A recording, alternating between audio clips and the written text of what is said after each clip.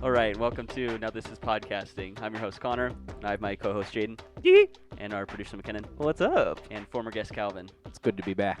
And we have a pretty awesome movie to talk about, I think. It's a little exciting, something we don't usually do. I think we usually pick a movie that's been out for a while, maybe a little more obscure, but we literally just got back from the theater. We just saw Black Widow. Woo!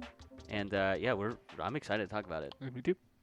And so yeah, this is going to be just kind of our kind of general impression first, and then we'll get into spoilers later.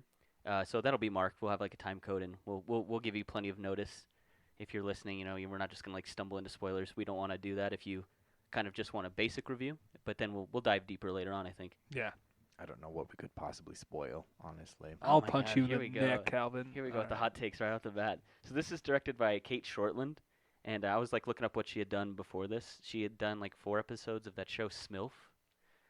I don't know if anyone's heard of that. I'm glad you said it like that show, because, yeah, that's No about- idea what you're I think it's If I you would just said schmilf, I'd been like, that's a weird porno. Like, I think it's like a Showtime. Showtime. Is what it I think is. it's like a Showtime show, so it doesn't surprise me. Oh, I think yeah. I'm pretty sure it's like a premium channel show. Softcore.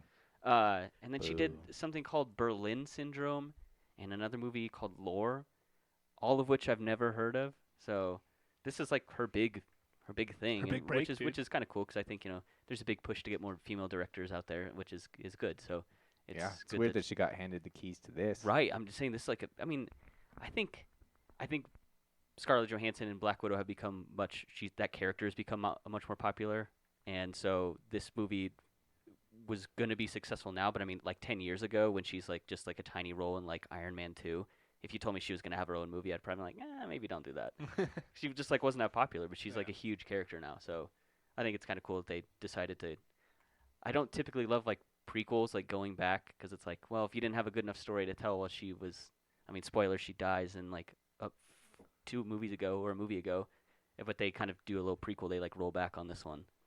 So I just think you should do it like while they're still alive. If you had a story to tell, they should have just kept her around. But I think this kind of worked as a prequel. yeah, I So, think so are we getting into spoilers now? Because you're like spoiling the whole MCU. Okay, if you haven't seen Endgame, then like I can't help you. You shouldn't be listening to Yeah. a review of Black Widow if you haven't seen Endgame. So.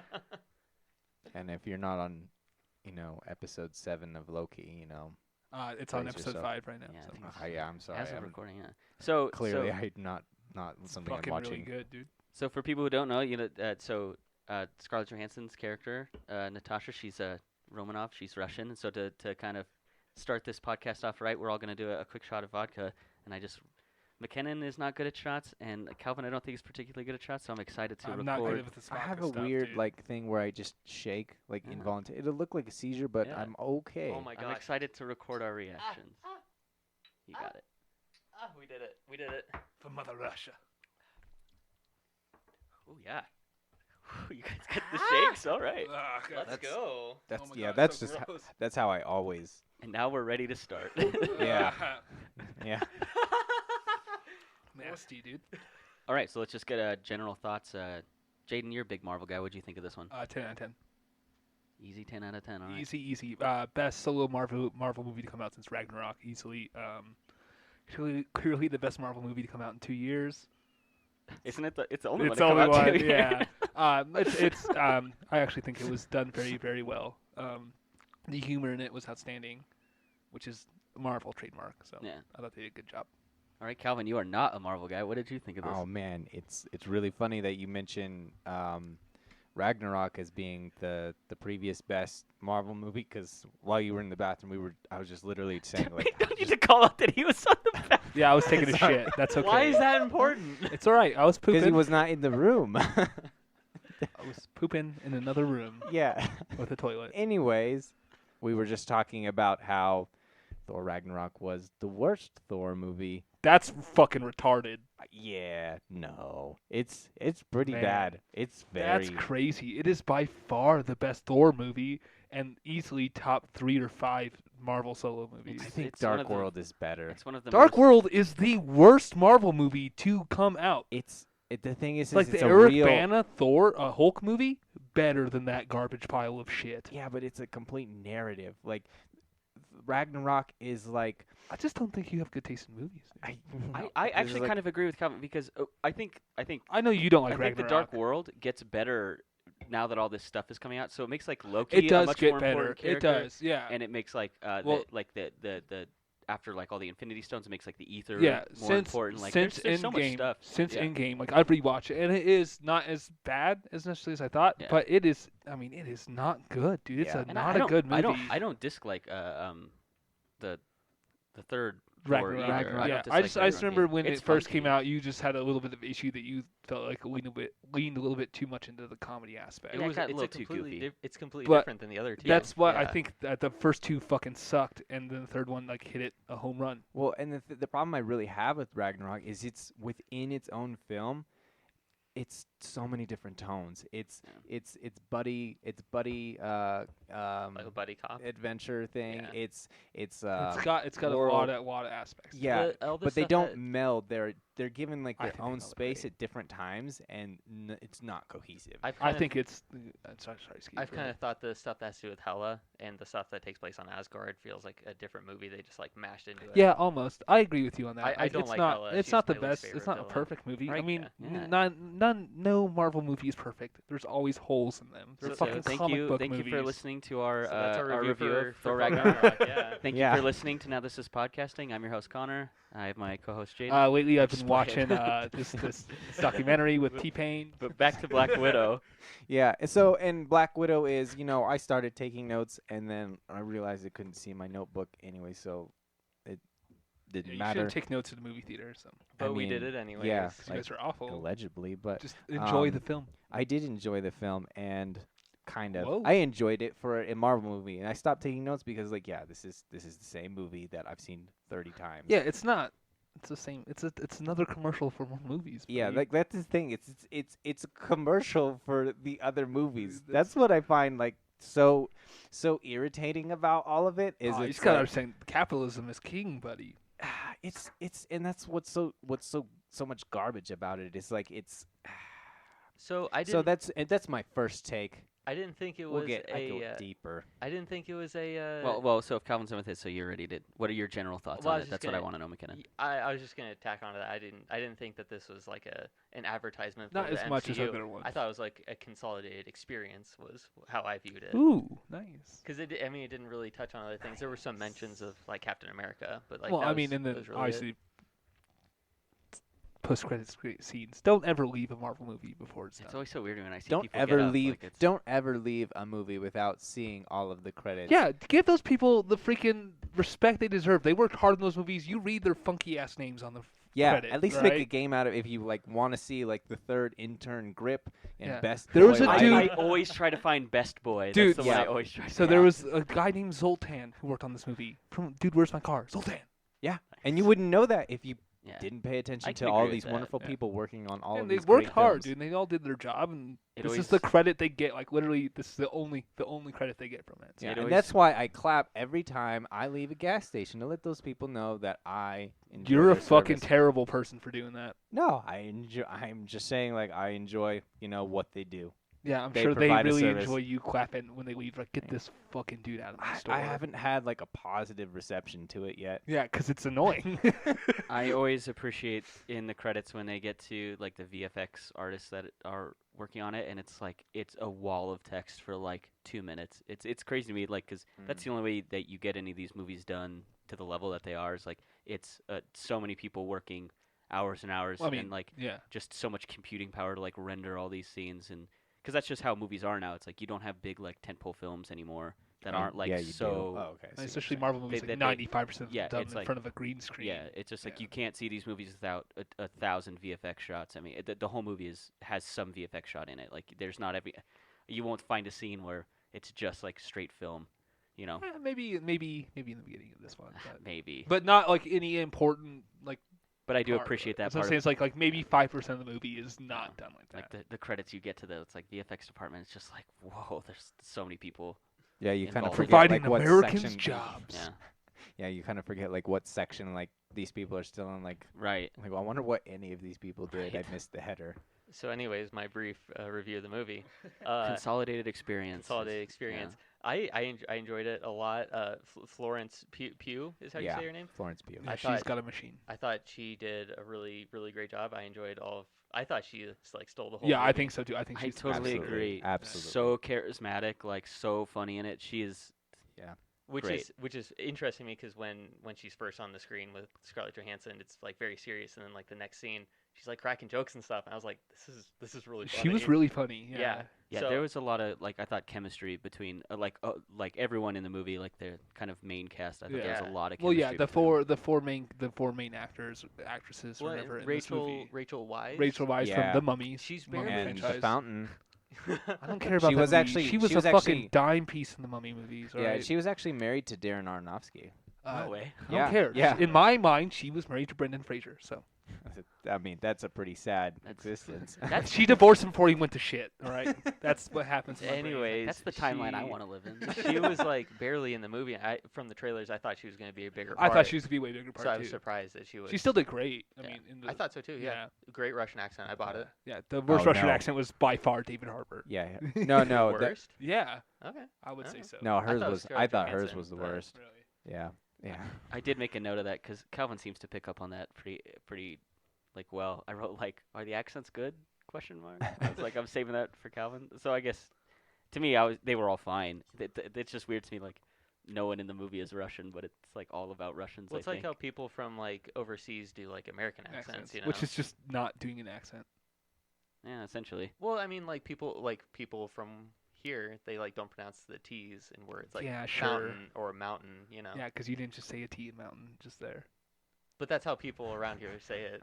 I'm Alright. saying typically Americans are described as having a weak accent. You So it's- sound so Yeah. cocky. Unless you're from like typically. Boston or something. Yeah. That's not the fucking Boston accent. I can't do it. Boston. Boston. So Calvin, are the accents they're weak? You see, so the thing is I think that what makes a really good accent for an actor is you're not trying too hard. You're not trying to pick up on all of the the stereotypical sounds like what Rachel Weisz does on a lot of them. And same thing to a degree with Harbour. Pugh has a really understated way of She did great. making all of like imagining how someone who's spoken English as a predominantly Russian speaker, native speaker throughout most of their life, they pick up like different idiosyncrasies, but it's more or less all kind of flows together and like how you would a normal person would talk. Like when you think about like proper English and you think about like how we talk, that's how language is. We just jumble words together, and a natural real accent will feel more like that. Yeah, totally. So Marvel is a huge thing about obviously suspension of disbelief in these movies. Oh, don't make sure. Yeah, make sure. Let me give my because I have quick thoughts before we like try to spoil anything. Just Yeah. no, it's not spoiling anything. Oh, Just okay, go ahead. real quick point. It's about the accents. So they do this thing where like Russians have accents or like Wakandans have accents, but every alien in the fucking universe speaks perfect English. Actually, they Like, speak, so like why- British English too? Like why Well, in Captain why go Marvel, through all of this to Inc- give like Wanda a shitty accent or In- like you know what I mean? Like there's just let it go. No I- one cares. I dude. honestly wish they were speaking like they're all together as a family that's Russian based. Why are they not speaking Russian? I thought the same. Yeah, thing. and when they're I thought in, the like- same thing. Okay, I'll stop now because I'm about to spoil in stuff. now. in Captain Marvel, the aliens have like Australian accents. That one dude because he is He's so good. he's in Australia. Who He's is- from Australia. Is he? Yeah, the guy who's in Ready Player Ready One. Player One. Yeah, I like love that him. fucking movie. He's so dude. cool. Yeah. Well, I hate that movie, but he's a good actor. Connor, I was wondering what are your thoughts about the movie? So I did like it, which I wasn't expecting to, because again, like just the idea of doing a prequel, it's like if this character is important enough to you, just like put him in a movie that's in like your regular timeline. So like initially I wasn't like stoked about the idea of a prequel, but I thought this movie has like so much heart to me. I really liked it, and I thought there's a lot of chemistry between everyone. I really bought like the whole kind of family aspect of it, even though they kind of go through their ebbs and flows throughout it. And I also like that the story is like, I think like contained. It's not like too over the top. Like it does get a little explodey at the end, which is like kind of you expect. But I did like that it's not like, it seems like every Marvel movie, it's like we need to stop this new big laser from blowing up the Earth, or we need to stop the atomic apocalypse or something like that. It's like it's always some major event, and I thought they handled that I mean, there is a serious threat at the end that they're trying to stop, but it's not like it's not like some world extinction event. I mean, that's what he said though. that he could orchestrate whatever he Well, I don't wanted. wanna- like I said. Shush. But what I'm saying is, it's. I think it's done in a way that's different than how other movies do it, where it's like blue laser in the sky, it's gonna kill everyone. I thought this was done in a different way. So yeah, there are high stakes, but I thought it was like more contained, and it wasn't like some big global event that was happening. And it's like, I thought it was. I think contained is a good way to put it. So when I saw the trailers for this movie, I thought a lot about the Winter Soldier. I thought this movie was gonna feel a lot like that movie just by like the trailers and stuff. I don't know if you guys thought It had that. hints of it in the movie, but Okay. it was just very much its own thing, which I thought was cool. Yeah. I just I didn't know would if you say guys thought about that. the thing that I definitely has good heart, and I thought. I usually don't like the humor in a lot of Marvel movies. I think this one, like, it actually kind of nailed a 'Cause lot the of Winter Yeah, I think so Soldier, too. Yeah. the Winter Soldier has like little bits of humor because like Natasha silly. is like asking Captain America Yeah, about it's like usually his love life it is the whole usually time. Scarlett Johansson in that movie who's like the humor driver, But it which is sucks. which doesn't fit her. In this movie, Yeah. she is not that at all, which is Yeah. very much She more. almost doesn't who crack she any is. jokes Yeah. at all. I actually find her to be the worst character in the whole I actually film. agree with you, and I love It's- her. Yeah, but I love her too. Like I've seen her in so many things. And like I watched a Marriage Story last week. 'Cause, I like. is to that the one tor- with Adam Driver? Yeah. I've heard Dude. it's very good. Yeah, and I so- just like I- to torture myself, so that's why I watched that. But, Oh my God! I didn't even think Calvin. Dude, I cried like I haven't. That's the first movie I think I've cried in like a long time. I was like, I like 20, 30 minutes in, I was like getting like really choked up, and like Yeah. towards the end, I'm like bawling. I was I like, almost cried during Black I Widow. I cried a little bit. I was during this I unreal. think movie. I felt it. yeah. I could feel but it. if yeah. you But if yeah. you can take time to watch Marriage Story, that movie is really good. Yeah. So, anyways, like, but in this one, it's just like there's this. I mean, we did watch Under the Skin, Marriage Story. I've seen her. I mean, Scarlett Johansson has an amazing range. Ghost in the And- Shell. Yeah. Okay. That's the same character here. Lucy, it's all the same character. It's dude. it's so flat and so she's not even like driving a plot half the So time. Like this it's but so like the thing is like when I came into this like I just saw the thumbnail for the trailer and I was like, is that Florence Pugh?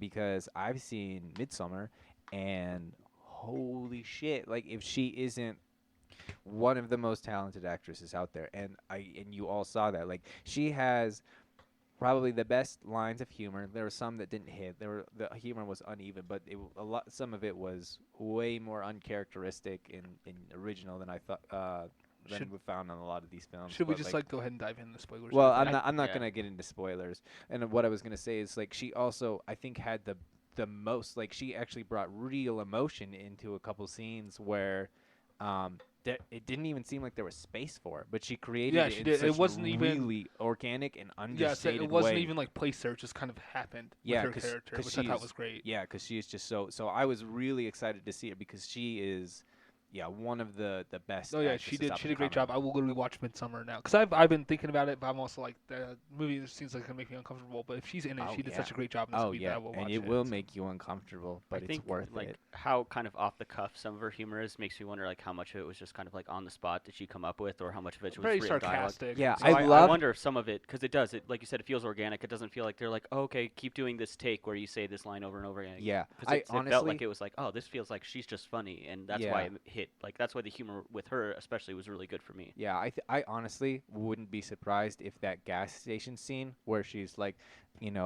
bending over and like flipping her hair, like, oh, you're such a poser. Like, Yeah. I would bet that was completely improvised, and they were just, like she Spoilers. was just goofing around. Spoiler. That's not really a plot or anything. But yeah, no, that's a good joke, and I thought So- it was good. And the way the camera was shooting it, it felt like it was one of the off cameras, Right. not the main camera Yeah. for that setup, and that's why it feels so much more organic. So I had one question for you guys. The Black Widow through all of the MCU movies, I've never really felt like she doesn't get any development because it's obviously her first movie, but it feels like she's in almost every movie and people don't really know anything about So, her. I really Hang on feel a second, real sorry. quick. So I was just curious if you guys thought that this scratched that itch or maybe gave you like a little bit more about her. So I can't really answer this question without spoiling the movie. Yes or Okay, no? well then I can't. So Sure. I thought it was good. It just to me again, it's like okay, well, if you like this character enough to make a movie about her, well, like you've already killed her off. So now you've piqued my interest more because now she finally has a movie, and it's like cool. Like I want to see a sequel to this because I thought this was good. And now I can't have a sequel to it without it being some like really dumb contrived like time travel to pull No, her back. there or, are sequels being made. It's just starting Florence Pugh instead of Scarlett Johansson. Well, that's what I'm saying. But I still like Scarlett Johansson's The Black character, Widow and so I don't character, want I don't yeah. like her to like be out of the series anymore. So- And especially after seeing this movie, I'm like, cool. I'd like to see more of her, but it's like I know I can't without like a dumb way to bring her back in. Yeah, when I so saw the that's trailers, my issue with it. Yeah, when I saw the trailers for this, I thought it was going to be an origin story. Which thank God it wasn't. Yeah, I that was, would have sucked because we got enough of her Isn't origin, it? like Age of Ultron. No. No, it's not. Like this takes her, place- like her This being, takes place after 2016's Captain America: Civil War. Yeah, I know that part, but I mean, I mean, like it her was still training an to be an origin story, assassin. like, but it's You do it's get a not bit like, of her origin in the beginning. yeah, like it explains everything. Like, what I mean, like, as far as the MCU was concerned before this, she was just like, this is Scarlett Johansson, and she's wearing leather. I Welcome disagree to with the you movie. 100% on that. I was nervous this movie was going to take place like prior to Iron Man 2, which is where she's first introduced. I was nervous it was going to be that, and I was like, well, like me as a fan, I don't really care about that character that she was in Iron Man 2 anymore because she's, like you said, she's been in other movies. She played a big role in like the last 2 Avenger movies, Mhm. and so it's like I want to see like that character that I know now that I've Yeah. seen before. Yeah. So I don't want to see an origin story. So I was Yeah. glad that it picked up at like a point in time that made sense. Because like the other thing I'd say is some of these like superhero like DC kind of runs into it too, because it's like if you do a Batman movie, it's like, well, why wouldn't Superman just come and help out and like finish this off, you know? Or if you do these like solo movies, it's like, I well, was why thinking wouldn't the about that, Avengers just come in? yeah. But I think it's good that they placed this movie after Civil War, Mhm. so it Absolutely, makes sense yeah. that like a bunch of the Avengers are either locked up or on the run, so she would be doing this on It her made own. a lot of sense to do So I it think then. that the yeah. context and like that this story's put in made a lot of sense to me, and I think if they had gone any further back, it would have been a total dud to me. I was really hoping they were going to talk about Budapest.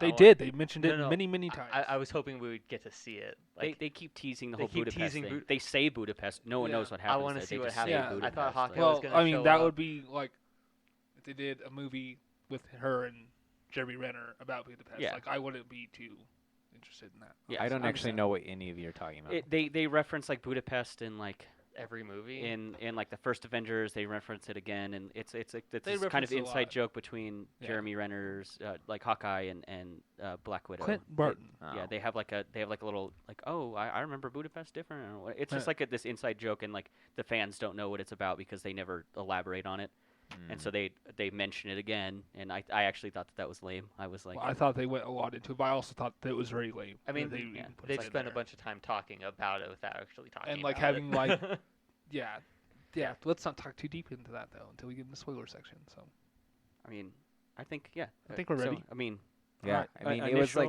it's just like it's a very typical Marvel movie. Are you gonna get? You're gonna get what you paid for. You're probably gonna get a little bit different style of humor than you're used to.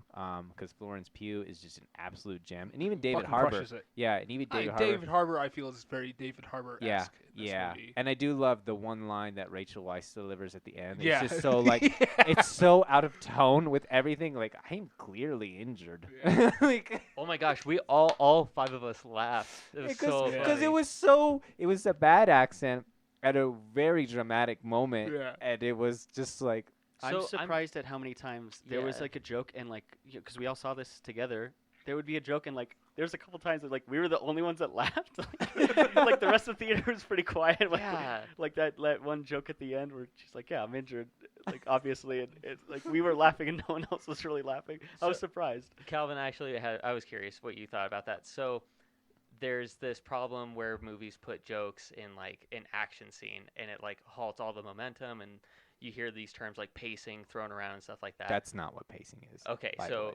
okay, so can you explain to me why a joke in that scenario is fine after the action has ended, and then you can throw in jokes and not like halt all the momentum in the movie? Because there's nothing else to happen. Okay. You know, that's literally like she's literally giving, you know, just walking up to Scarlett Johansson. Because and- like the audience has like taken a breath. yeah, we've gotten like you've hit your climax, and it's already coming down in terms of tension. Like everyone's you know like you know who's alive and who's dead, and nothing is really left up in the air at that point. Like we're just still like kind of in shock. Like oh man, like that was so intense, and then that joke just out of nowhere is what made it funny. It's mostly, I mean, I would say context is like 90% of You humor, think it's anyways. well timed? Yeah, and Yeah. so that was just like, and that was why it worked so well. Okay. So for spoiling, I think we just kind of at least give like some overview of the movie. So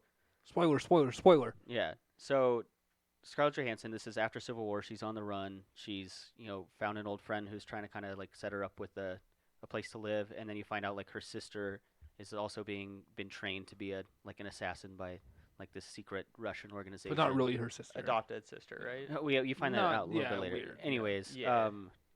so you find out there's this like serum that exists that kind of disrupts whatever mind control these like Black Widow assassins are under, and like that's kind of where the movie picks up because you get this the cool little fight, the first one with like Scarlett Johansson's younger sister. What's her name in the movie? Ellie? Elena? Yelena. Elena, yeah. Yelena. Elena. No, Yelena. I'm pretty sure it's Yelena? E. There's a No, Y at the beginning. it's I a googled Y. it.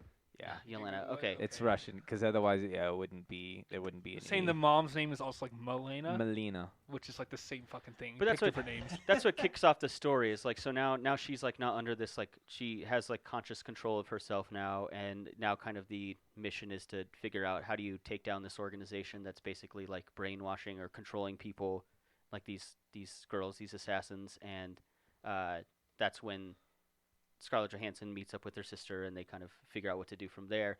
But I want to get into how do you guys feel about like just like kind of overview like the action in this? Do you think like the fight scenes are good? The fight scenes are great as far as like physical hand-to-hand combat, things like that. Like I think the fight scenes of Taskmaster were awesome. Yeah. But as far as like the shit going on in the background, like the explosions and the thing falling from the sky, typical Marvel stuff. I would say It was way overdone in this. I mean, The every movie 30 was- seconds they're walking away yeah. from a fucking explosion, dude. I think the movie was so tame with its action until like the end. Mhm. That's when it gets over the top. But that's why I think that in for a Marvel movie it was actually like kind of toned down Yeah, I think so. until the end. Yeah. So well, I 'cause, like the she's, action a like- lot. Which is Yeah. very similar to what McKenna pointed out to earlier. Is Winter Soldier does that very well, Yeah. and I think they copied, or not copied, but ran along those same lines. So I Yeah. always have trouble with like movies where you have characters who use guns and they're good with guns, and then it's like, so how am I supposed to take this seriously when they start doing hand to hand? It's like just pull out your gun and shoot them.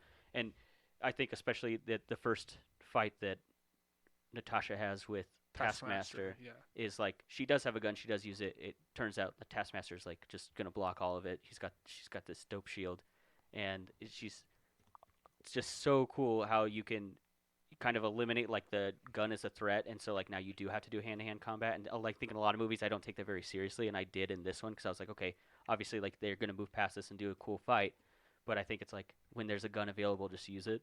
Felt And very I think this movie was able to like very kind of John push it over the edge for me. Wick-esque almost with Yeah. that, which I think John Wick does a very good job of like using guns, and all of a sudden we can't use them now. Yeah. Type of thing. Yeah. There was a action scene where a car flipped and it was animated and it looked really weird to me. Okay, I did not notice that. I And- did notice like the multiple car scenes where I was like, man, these cars are the safest cars on earth. Yeah. And also when they got the Red Guardian out of the prison or whatever and they crashed the helicopter, It lands like looked- so slow. it looked really weird. The Like, rotor is like barely moving. I thought it was hilarious. fallen. It was a Yeah. funny scene. It was Yeah. just it was animated so strange. It distracted me a lot. Oh, see, I just don't. I try not to let that stuff bother me. in Gosh, these I try to movies. let it bother Yeah. me. I think Oh, you that's terrible. You brought up the when they rescue Red Guardian, Red Guardian. and that's like so they break him out of prison, and I took a note think on that's that. like the- Is that a prison or a construction site? It's a gulag. Most There's certainly cranes a prison. and stuff. Yeah, it's a gulag. What's It's a not a gulag? gulag. So- They're not killing each other to get out. No, it literally labeled them gulag prisoners in the credits. I don't care Um, what they label them as. But Well, a gulag was like a. I know what a work gulag prison. is. I played Well, no, Call I of was, Duty. I was explaining to Kenan. Yeah, Please because some explain it people, to me. yeah, some people play RuneScape rather than first Don't hate. FPSs. I do not like first-person shooters. Okay, but well, I think that's the first movie that's the first scene where it kind of has like their big kind of VFX action sequence. I 'cause wanna you hear got what like a the big gulag is. avalanche. Hang It's on. like it's a prison. It's a it's a prison. work I- prison. I don't know how else to Oh, describe Every it. prison is a work prison. Yeah, and Got but it. but Okay. specifically gulags were known for being some of the most notorious and like the conditions were. I'm pretty sure you can especially throw worse. rocks at people when their teammates fighting them. That's what the gulag is. Got it. Okay. But yeah, I think that's like the first because you have like a little chase and then you have little fights. But that's like your first like kind of big action sequence. Yeah. And I thought it was done well. Like Yeah. Oh, I yeah. mean, I think there it looks was good. like the first time that Taskmaster showed up, shot a rocket launcher at I'm the just saying car that's and not as like, big of a sequence. was as like a one is. real- This yeah, is not like total or coordination. I thought yeah. the avalanche was a really good touch. That cracked me up. Dude, it's because freaking Florence Pugh launches that rocket launcher at that turret river. Yeah. That was awesome. It She's was like, really okay, I've funny. had enough of this. Like, Yeah. Yeah, you were cracking up next yeah, to me. I was. That part was awesome. Yeah. like that's she steals like every Yeah, scene every- she's in. every But scene. She is Yeah, not 'cause the main she's character. It reminds This me would of be like, a great like way her to die. character reminds me of like a lot of like how Sebastian Stan or Tom Hiddleston kind of steals the show from like in Thor or in like Captain America. Right. Like the secondary character, like, man, this Yeah, character is or like awesome. Like, any movie that Stanley Tucci is in. no idea who that is. Oh my gosh, Stanley Tucci was let's see, he was the host in Hunger Games. He was in. You'd recognize him if you He saw was in him. Devil Wears Prada. Yeah, he was in Never Devil Wears seen Prada. that movie. Oh, that's a so good Yeah, one. yeah, that's actually that is like You guys are prime naming Stanley ab- Tucci. absolute duds that Jane just doesn't know Oh, about. he was in one of the Transformer movies too. garbage also. the So Yeah, let's get absolute that. garbage, So but, all like- these movies But you that's the mentioned thing. have But that's the zero- thing is he's Can a you great pull up Stanley supporting. Tucci, please, so I'm doing Jaden it can Yeah, know who he is? yeah, like I've seen Hunger Games. But my point is still like she steals like this. She always steals the Absolutely, show. yeah. Every scene she's in, she's yeah, great. and that was actually I would find that like Oh, that one dude's of, awesome. yeah, it seems Okay, like, okay, yeah, alright, Stanley Tucci, yeah, yeah, he's you know great, exactly yeah, what I'm yeah. talking about now, like, yeah, like, but that's the thing is like the rocket launcher one, like that was like a weak line for her, you know, so like that the ibuprofen joke was just, like That oh was my gosh, awesome. that was amazing. So with the- she So, she's I mean, comparing yeah. Scarlett Johansson's character to the other Avengers, and she's like, the big guy. She's like, what do you mean by like the big guys? no, Whatever. like She's one of the what did she say? It was like one of the bigger or like one of the more important. Yeah, ones, whatever, something like She that. says yeah, like it's- one of the big ones. yeah, Yeah. and she's like, what do you mean like this? Scarlett's like, I'm a big one, She's like, pretty sure the god from space doesn't have to take ibuprofen after a fight. Like, that part was so awesome. good. Yeah. But that's what I mean, because like when they first meet up in the building, she's super serious, right? And then like the next scene after that in the gas station, it totally flips, and I don't know, it caught me off guard that she's So, like cracking jokes. I all felt like of a she was sudden. joking when they were fighting in the first scene. I don't know if you. I don't know. I didn't see. I didn't remember very many jokes. So if we Not like, if we uh, want to roll yeah. back a little too, when they get reintroduced, because like obviously Natasha's been doing her Avengers thing, and her Yeah. sister's been a kind of brainwashed assassin for a while, and then she gets undone by that serum, and then she finds a way to get that serum out to Natasha, and that's kind of what reconnects them, because there's like a photograph of them together when they were kids. That's kind of, to me, I was like, okay, like that should be a signal that like, hey, I need your help, like you need to come, this is serious. And then when they meet up again, they like pull guns on each other and they start fighting, and they're like, I don't know if I can trust you, and the other one's like, well, I don't know if I can trust you. I was like, isn't the picture supposed to be the thing to Well, let that you know could have that been from Natasha's point of view, that could have been like her boss or whatever talking like, hey, I know you have this picture, we found it or whatever, and like trying to trick her, and that could be something that Natasha thinks about going in that situation. I guess. Yeah, I just, but for the me other as thing a is, viewer, like- I didn't catch that But at all. where Yeah. Lawrence Pugh's character, I see where you're coming from, because like, why would there be any reason for her not to trust her after she knows that she's an Avenger and sends her the shit Yeah, to she help sent her? the yeah. stuff. How does she not trust Yeah. Natasha? Well, and I think the thing that's really annoying to me is she just sent her what she knows. Florence Pugh or Yelena knows exactly what that stuff does. She sent it to Natasha with no explanation of what to do with it. You don't know that there was a bunch of letters in that box as well that she did not read, so there could have been information. Yeah, but it just showed the box. As Like the you would have put audience, the I think letter we have into to the assume box. That that's all because she didn't open the letter. So Yeah, how do but we- that's the Just thing is saying. like she Yeah. just like there was no instruction of what to do with it in the first place, and she Well, shows she up figured there she'd like, be smart enough to figure that I, out. I think the point of having the picture in it, the point of having the picture should be like, this is so important to me, like you need to guard this, you need to take care of this. Why would she have sent it to Natasha if she didn't trust her to like keep it safe and like do the right thing with it? Why it was so when probably they- her only resort. she I didn't know guess. what to do with it. That's what I mean. That's why she went to Yeah. Budapest. That's the only thing that even makes sense, and that's Yeah. why you connect them together. But it's There's also no H so in Budapest. it's so dumb. Yeah. Yeah, yes, it is. That's how you pronounce it. There's no H in it. I don't care. I'm American. It's not Budapest. But anyways, when she gets there, like the fact that she's just like, why, why are you even here? Like the fact that she's just like caught off guard Yeah, and it's like- confused. Like I felt that the whole thing was just dumb. Like why are you fighting right now in the first place? Like That It's a part cool was scene. it was just the point was to have a cool scene. I just think the build up to it made no sense. absolutely. Well, I kind of got the tone that like, maybe not necessarily Lawrence Pugh's character, but Scarlett Johansson's character was. She went in there and she was like, okay, I'm gonna kind of see what what she's got. You know what I mean? Like, Maybe. can she handle her own here? And then she started like fucking her up. She started choking her out. She's like, okay, truce. She's like, I don't want to hurt you. I think the way, if you want them to have a fight scene, what you do is, so Yelena gets the serum in like Morocco. Have like be like she got caught on camera by like a news crew, where like we're looking for this unknown fugitive, And then and Scarlett Scarlett goes- Johansson recognizes her, and she's like, and she knows about like the safe house in Budapest, Yeah. and she's like, okay, I'm gonna go investigate this. So then that would give her reason. That would give them both the reasons to not trust each other, because Yelena would be like, why are you showing up here? I wasn't expecting you, and Natasha would be showing up there like, why are you killing people on the streets of Morocco? Yeah. That would give them a reason to have a fight. Yeah. The way they set up that fight made no sense to me. Yeah. And not only that, it gives the same amount of motivation of why Natasha went to Budapest in the first place. Because the box is labeled part things from Budapest. But That's that's why what- she went there. But that's what I mean. Like, why did you go there? Like, either one of them makes as much sense. You know, that's she was what I mean. basically told to go there. What do you mean? Why would she go there? That's what where the thing was labeled. It was from. Yeah, but that's what I mean. Like, why go there for either reason? That's what I'm saying. Like, if she sent it there, obviously, and she's in Budapest, like, you shouldn't be in Budapest, right? Like, that's kind of the thing. Is like, if you're not going to give instructions, then there's no reason to go back to Budapest because she just sent it out. Like, otherwise, she would just send a note. There could have been a note. It's don't really know. Without the contrived, thing, and I think yeah. it's contrived badly. And I Yeah. just think there's a better way. If you want to have a cool fight scene between them, do it better than that. Like, get to that point. So following that, that's when they have like the Red Room bad guys show up, and are shooting them up and everything. I thought that had very Jason Bourne like apartment fight to me vibes. Yeah. I thought it wasn't bad. That whole scene wasn't bad. That was great.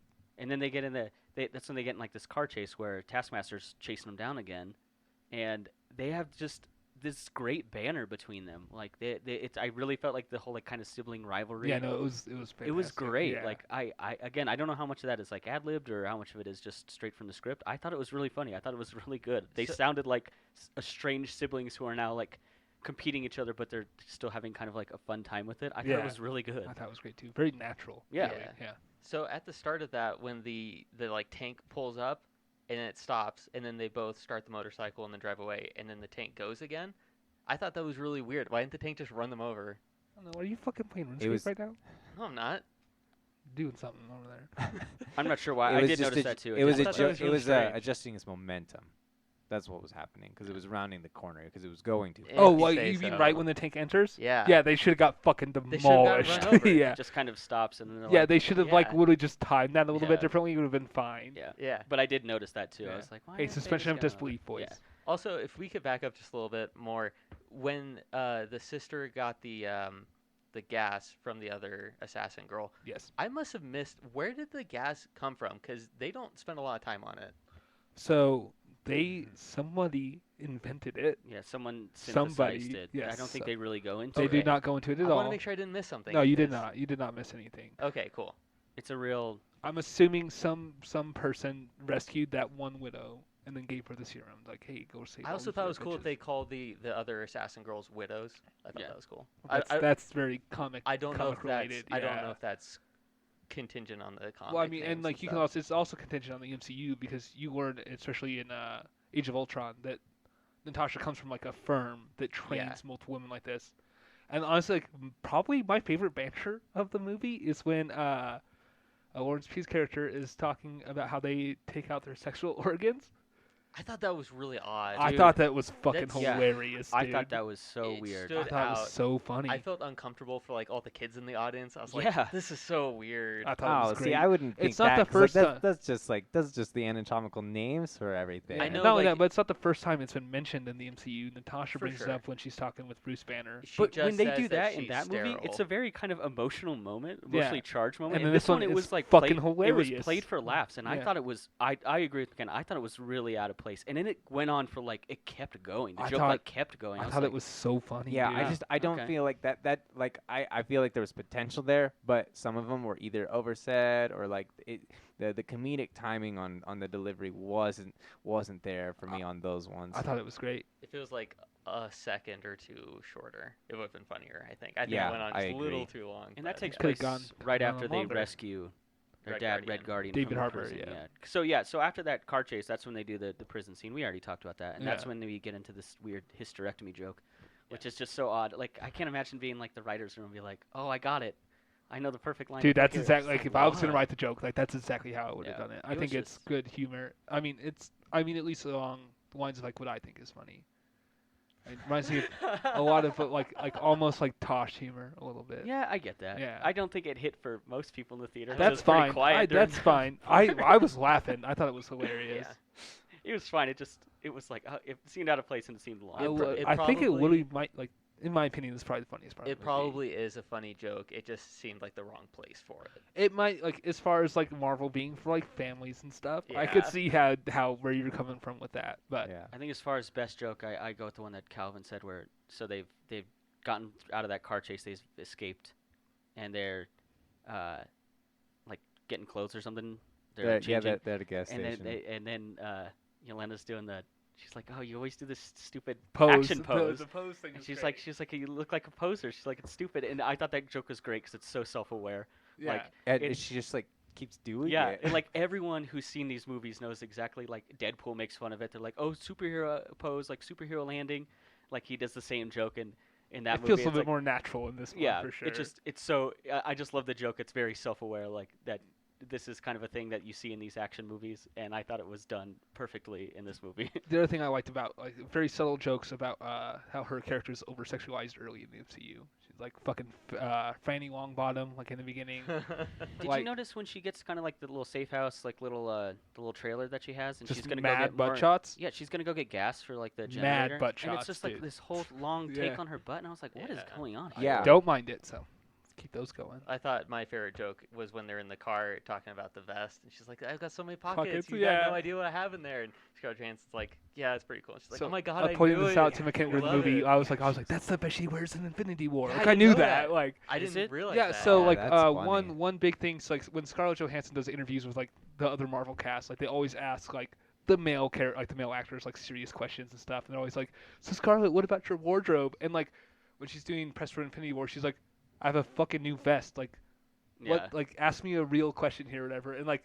I was like, "That's that goddamn vest right Yeah, there, dude." That's cool. Yeah. I didn't notice that. I assumed it probably played a role somewhere else, but I hadn't noticed that connection from the Because other in the movies. end credit scene, that's what she's wearing with like the blonde hair and everything. So Yeah, yeah. I mean, she wears it in the whole entire I'm just other movie. pointing that out so. for Connor because Yeah. he missed that. No, I part. just I didn't notice it. It's cool that you can watch that movie now and be like, oh, that has like a Yeah.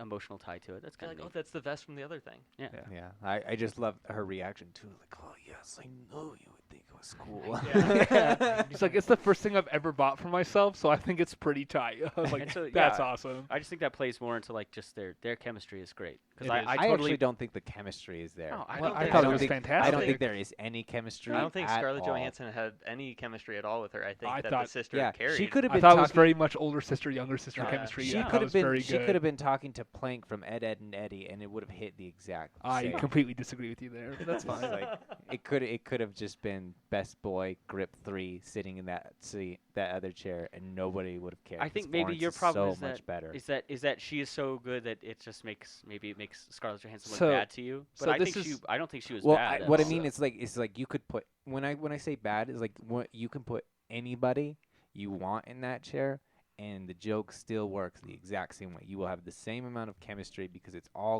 all one dimensional. It's only coming from one person. I You disagree just- because a she would straight only person. have that conversation with somebody that she feels close to, and that may be the only person on earth she feels close enough to have that. Yeah, but what I'm conversation talking with. about is the actress. You could throw any female body into that. You don't need Scarlett Johansson for You that. do need Scarlett because, like, Johansson because that's the base character. Yes, I'm aware. Like that's what I'm talking about. Like the necessity of good acting in this case, because she's not doing anything in this role. You could literally have any actress playing anything, and Florence Pugh is so far outshining Scarlett Johansson that Scarlett Johansson may as well not be there. So one thing that this movie does that other Marvel movies do when they introduce a new character to almost take the place of an older character is they kind of downplay the previous character, which they did do a little bit in this movie, not as much as they did like necessarily like Ant-Man and the Wasp, or they made Paul Rudd a fucking idiot in Dude, that movie. that movie's so brutal to me. And I'm I all hate about, it. and so this is an example to me of a strong female character because I think Yelena is great in this, and Yeah. I think I like her character a lot in this, and like that's an example of how you make a good strong female character. Absolutely. And I think Ant-Man and the Wasp, it's like the only. It seems like a lot of times when you want to make a strong female character, the only way you do that is by So- making your male lead look Dumb. like an idiot. Yeah. And Which he's is not smart. He's always like goofy. He's fumbling around. He's always Yeah. messing things up. which like And then there's a woman there to be like, oh, let me fix that for you. Like, let me fix a man's problem. And that's what Ant-Man and the Wasp does. Yeah. So I totally agree with you. so like in Ant-Man they do it like a little bit, but it was like a natural feel, and like you could understand that Paul Rudd was like a smart dude, and that's like why they chose him to do this. And then the second movie, like he's a fucking doofus. That's what is so weird to me. They set him up to be this like really Yeah. clever, like, you know, con man robber, and then Yeah. in the second movie he's like, "Oh God, I don't know how to do anything Yeah. anymore." It's I silly. hate it. Yeah. That's a really weak Marvel movie to me. Yeah, but I feel like I feel like they did do that a little bit with ScarJo in this movie, but not nearly as noticeable or nearly as bad as where they downplayed her. Because they're obviously producing, like projecting Florence Pugh's character to do future projects. Which I love. Yeah, me too. I'm a huge fan. Like, Yeah. please do put her in bunches of shit. Yeah. Like she did a great job, but like you don't need to make Scarlett Johansson's character like less. Yeah. Than what she is. I agree. Yeah. Yeah, Which especially in the last, because like before this came, like I watched like every Marvel movie that Scarlett Johansson said leading up to this, just to like be prepared. Okay, yeah, I like that. And like she's not. I just feel, especially in the last, like especially in Endgame, you get like way more emotionally tied to her, and like who she is as like a person. And like one thing that super downplayed her in this movie that pissed me off was the fact that she just like fucking thought she killed that girl and is okay with it or whatever. I was like, that's not literally like to get into the SHIELD program. She tried to blow up the mob boss or whatever, and she killed his daughter, which she didn't want to do.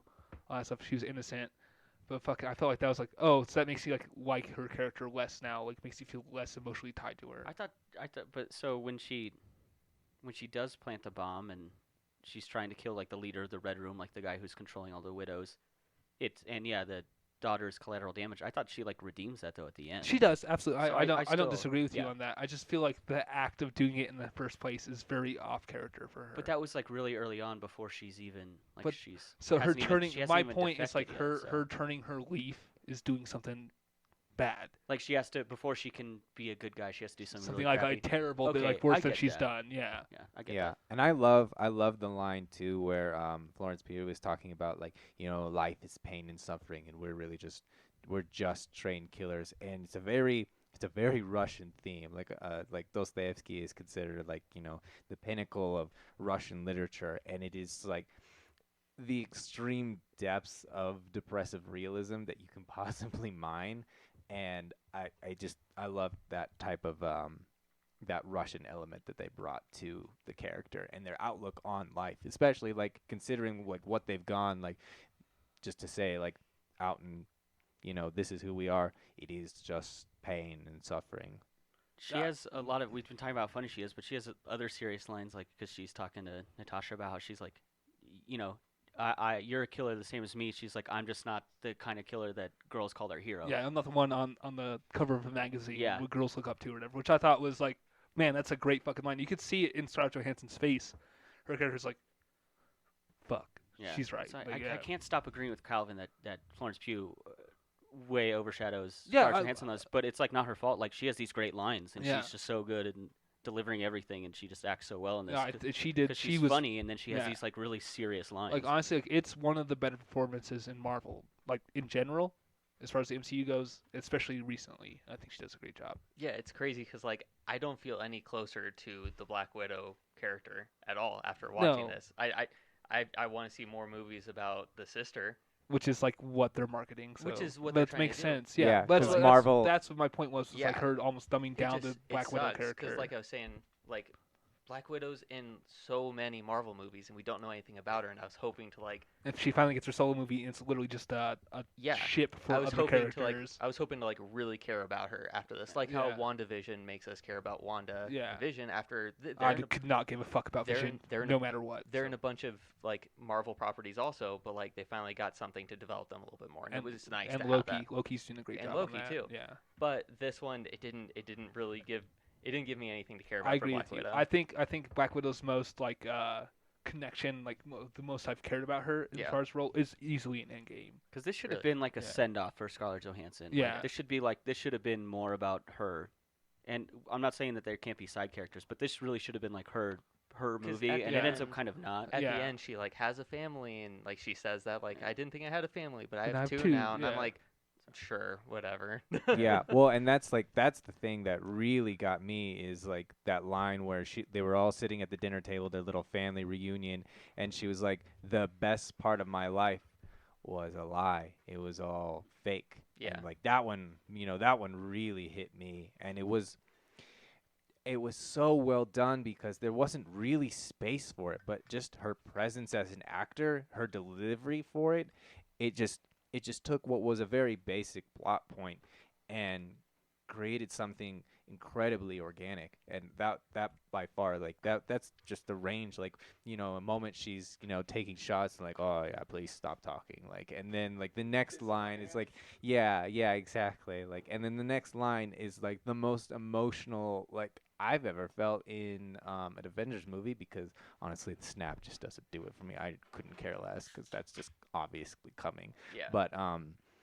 But that one is just like, it's very, very human and very real that a lot of people can. Just quick, just which snap are you talking about? Thanos or Iron Man? Yeah, I mean, I guess either snap, they're coming, so it doesn't. Yeah, I mean, exactly. it's a big difference because like the Thanos snap and like everyone. Or the Okay, they're Hulk's- coming back. Like, or the Hulk Yeah. snap, you mean? oh, that's true, McKinnon. Thank Yeah. you. He does not get enough recognition. So Yeah, exactly. But you're yeah, talking about all the of 'em. dinner scene. That's Mhm. so. At this point, they've rescued their dad from the prison, and now they're meeting up with their mom, who's at a farm, and that's when they sit down and kind of have a family get together. And it starts out really nice, and like they're all kind of like joking around. There's like funny parts where she's like, the mom's like, "Oh, you need to eat some food. You guys look hungry," and she's like doing all this like mom stuff, and then it gets like really deep. I think there's a lot of like emotional unloading in this scene, and I think it needs to be kind of parceled out a little better, because I think it's a huge just like dump of all these like kind of realizations. They're finding out all these secrets like all at once, and I was like, okay, I feel like this should have been dosed out a little differently. That's my opinion on it. I don't think it's a bad like part of the movie, but it's just like it's just a lot of stuff. So, I agree with you there on that point. Huge. Because right before that, they're walking to the farm. David Harbour, Lawrence Pugh, and Scarlett Johansson's characters. And one of the funnier, like I think David Harbour's funniest part of the movie for sure is when he's like, "I'm so proud of you girls," and he grabs both their hands. He's like, "You've killed so many people."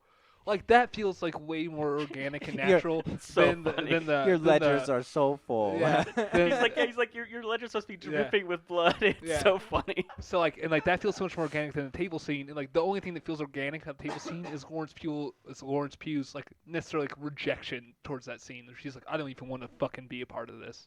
Yeah, and then like when Scarlett Johansson, she's like, she's talking. She's like, She's like she tells her mom. She's like, I don't know. I'm gonna keep referring to her as her mom. Melina. But yeah, she's like, you're a coward, because and she's she been calls working. David Harbour an idiot. She's been working for the Red Room this Alexi. whole time, and yeah, and she's calling her dad an idiot, and so like but again, she's like totally outshined by Florence Pugh in this, because Yeah. she's much more emotional in Well, it. and like honestly, like I honestly scrap the second half of the film. It's dumb. It's pointless. It serves no purpose. Disagree with you completely. Yeah, Okay. like I want to see like that. Like growing up as an assassin, a spy, and then there are all these big philosophical questions about volition and choice and agency and all of these things, and like what is real, like what is family, what is identity. There are so many questions and things to talk about in these really unique characters, and they're like farm raid. That's a movie that you do on like a $10 million budget, where you set up the premise that you have kids returning home who have been trained assassins to returning to a family of parents who are trained assassins, and the whole movie is like a drama that takes place in one room or surrounding a dinner table. While I find that movie exciting, and I would like to see it, garbage, honestly. There's a movie called The Family starring Robert De Niro. That exact same plot. but what I'm saying is that doesn't work for a big tentpole No, Marvel movie. No, yeah. it they doesn't, Spent but I think $200 that's million on this Yeah. movie. Yeah, like, but that's the thing is I think this is the only time where a movie like The Family would work well, I agree with you. I don't disagree with you on because that you point, don't yeah. need to set up like you understand the awful things that they have all done. You know who they are for the most part, especially with Black Widow and so many other films. So you don't need to fill up all of this unnecessary backlog. Then you just get to the real drama of like creating fake families for the sake of some greater plot that's really, it's a plan for who knows what, who cares. It was all meaningless to them anyways. Like that type of thing is, Yeah, that'd be a great drama. yeah, and in especially a different movie. Yeah, exactly, and that's why I hate it. Like that's why I don't care about this because you Yeah. have Florence Pugh, and you're gonna use her as she's non-existent for the last 30 minutes of the film. No, she definitely is existent. She has a huge part in the movie. No, but I mean like that. She does a lot of off-screen stuff. Yeah, she well, does- I mean, she well, does that that's stuff, really but where what I Scarlett mean- Johansson shines is when she's alone. Which she should be. Yeah, Yeah, but that's her what I'm saying. movie. It's like all of the best parts of the film were Florence Pugh, and they weren't there in the last 30. I don't minutes of the disagree film. with you that the best parts of the movie are definitely with her. Like I am huge on board. Please put her in every project that you can. And I agree that I think that the most of the compelling drama takes place in the first half, and then when you get into the really It's kind of- more action. then you get into like a really bloated third act. yeah. Yeah. And I agree with you on that, especially the final scene where it's like very classic Marvel. Something's falling from the sky. Okay, but Explosions. one of the things I hated the most was when Alexei and Melina are in the plane, and that outrigger starts crumbling from the edge. What kind of garbage? Calvin, like, you need to not just Yeah. put it would architectural break like away science from the center into of the a Marvel spire. movie. Why is dude. it crumbling? That one really Okay, irritated me. literally, It's like, there's that's a not part in a Marvel movie where Doctor Strange turns Thanos' blast into butterflies. Yeah. You have to bring That's- suspension of that's disbelief magic. I into. can agree with that. That's you have- architectural engineering. Okay. There's a whole science behind that we know that's not how that would Okay, work. not everyone knows that, Yeah, I especially think the you just- kids watching this movie. They don't give a shit. Yeah, but they also Alright. don't like the So, butterfly thing. Like that's fine. I But if you're wrote- gonna mess around with explosions and architecture, I like think you that's need where to, I draw you the need to line. watch Marvel movies more consistently, and then you'll become you'll become desensitized to that kind Yeah, of that's all- nonsense. Oh, never. So never. like That's one stuff that thing irritates huge the about shit out Marvel of that me. like I like have a hard time like becoming desensitized with is like the massive like plot holes in the timeline they have in these structures. Like it's grossly bad sometimes, like very very bad. Like was Thor on his ship for a whole entire year before Thanos attacks? Because it's like it happens right after Ragnarok,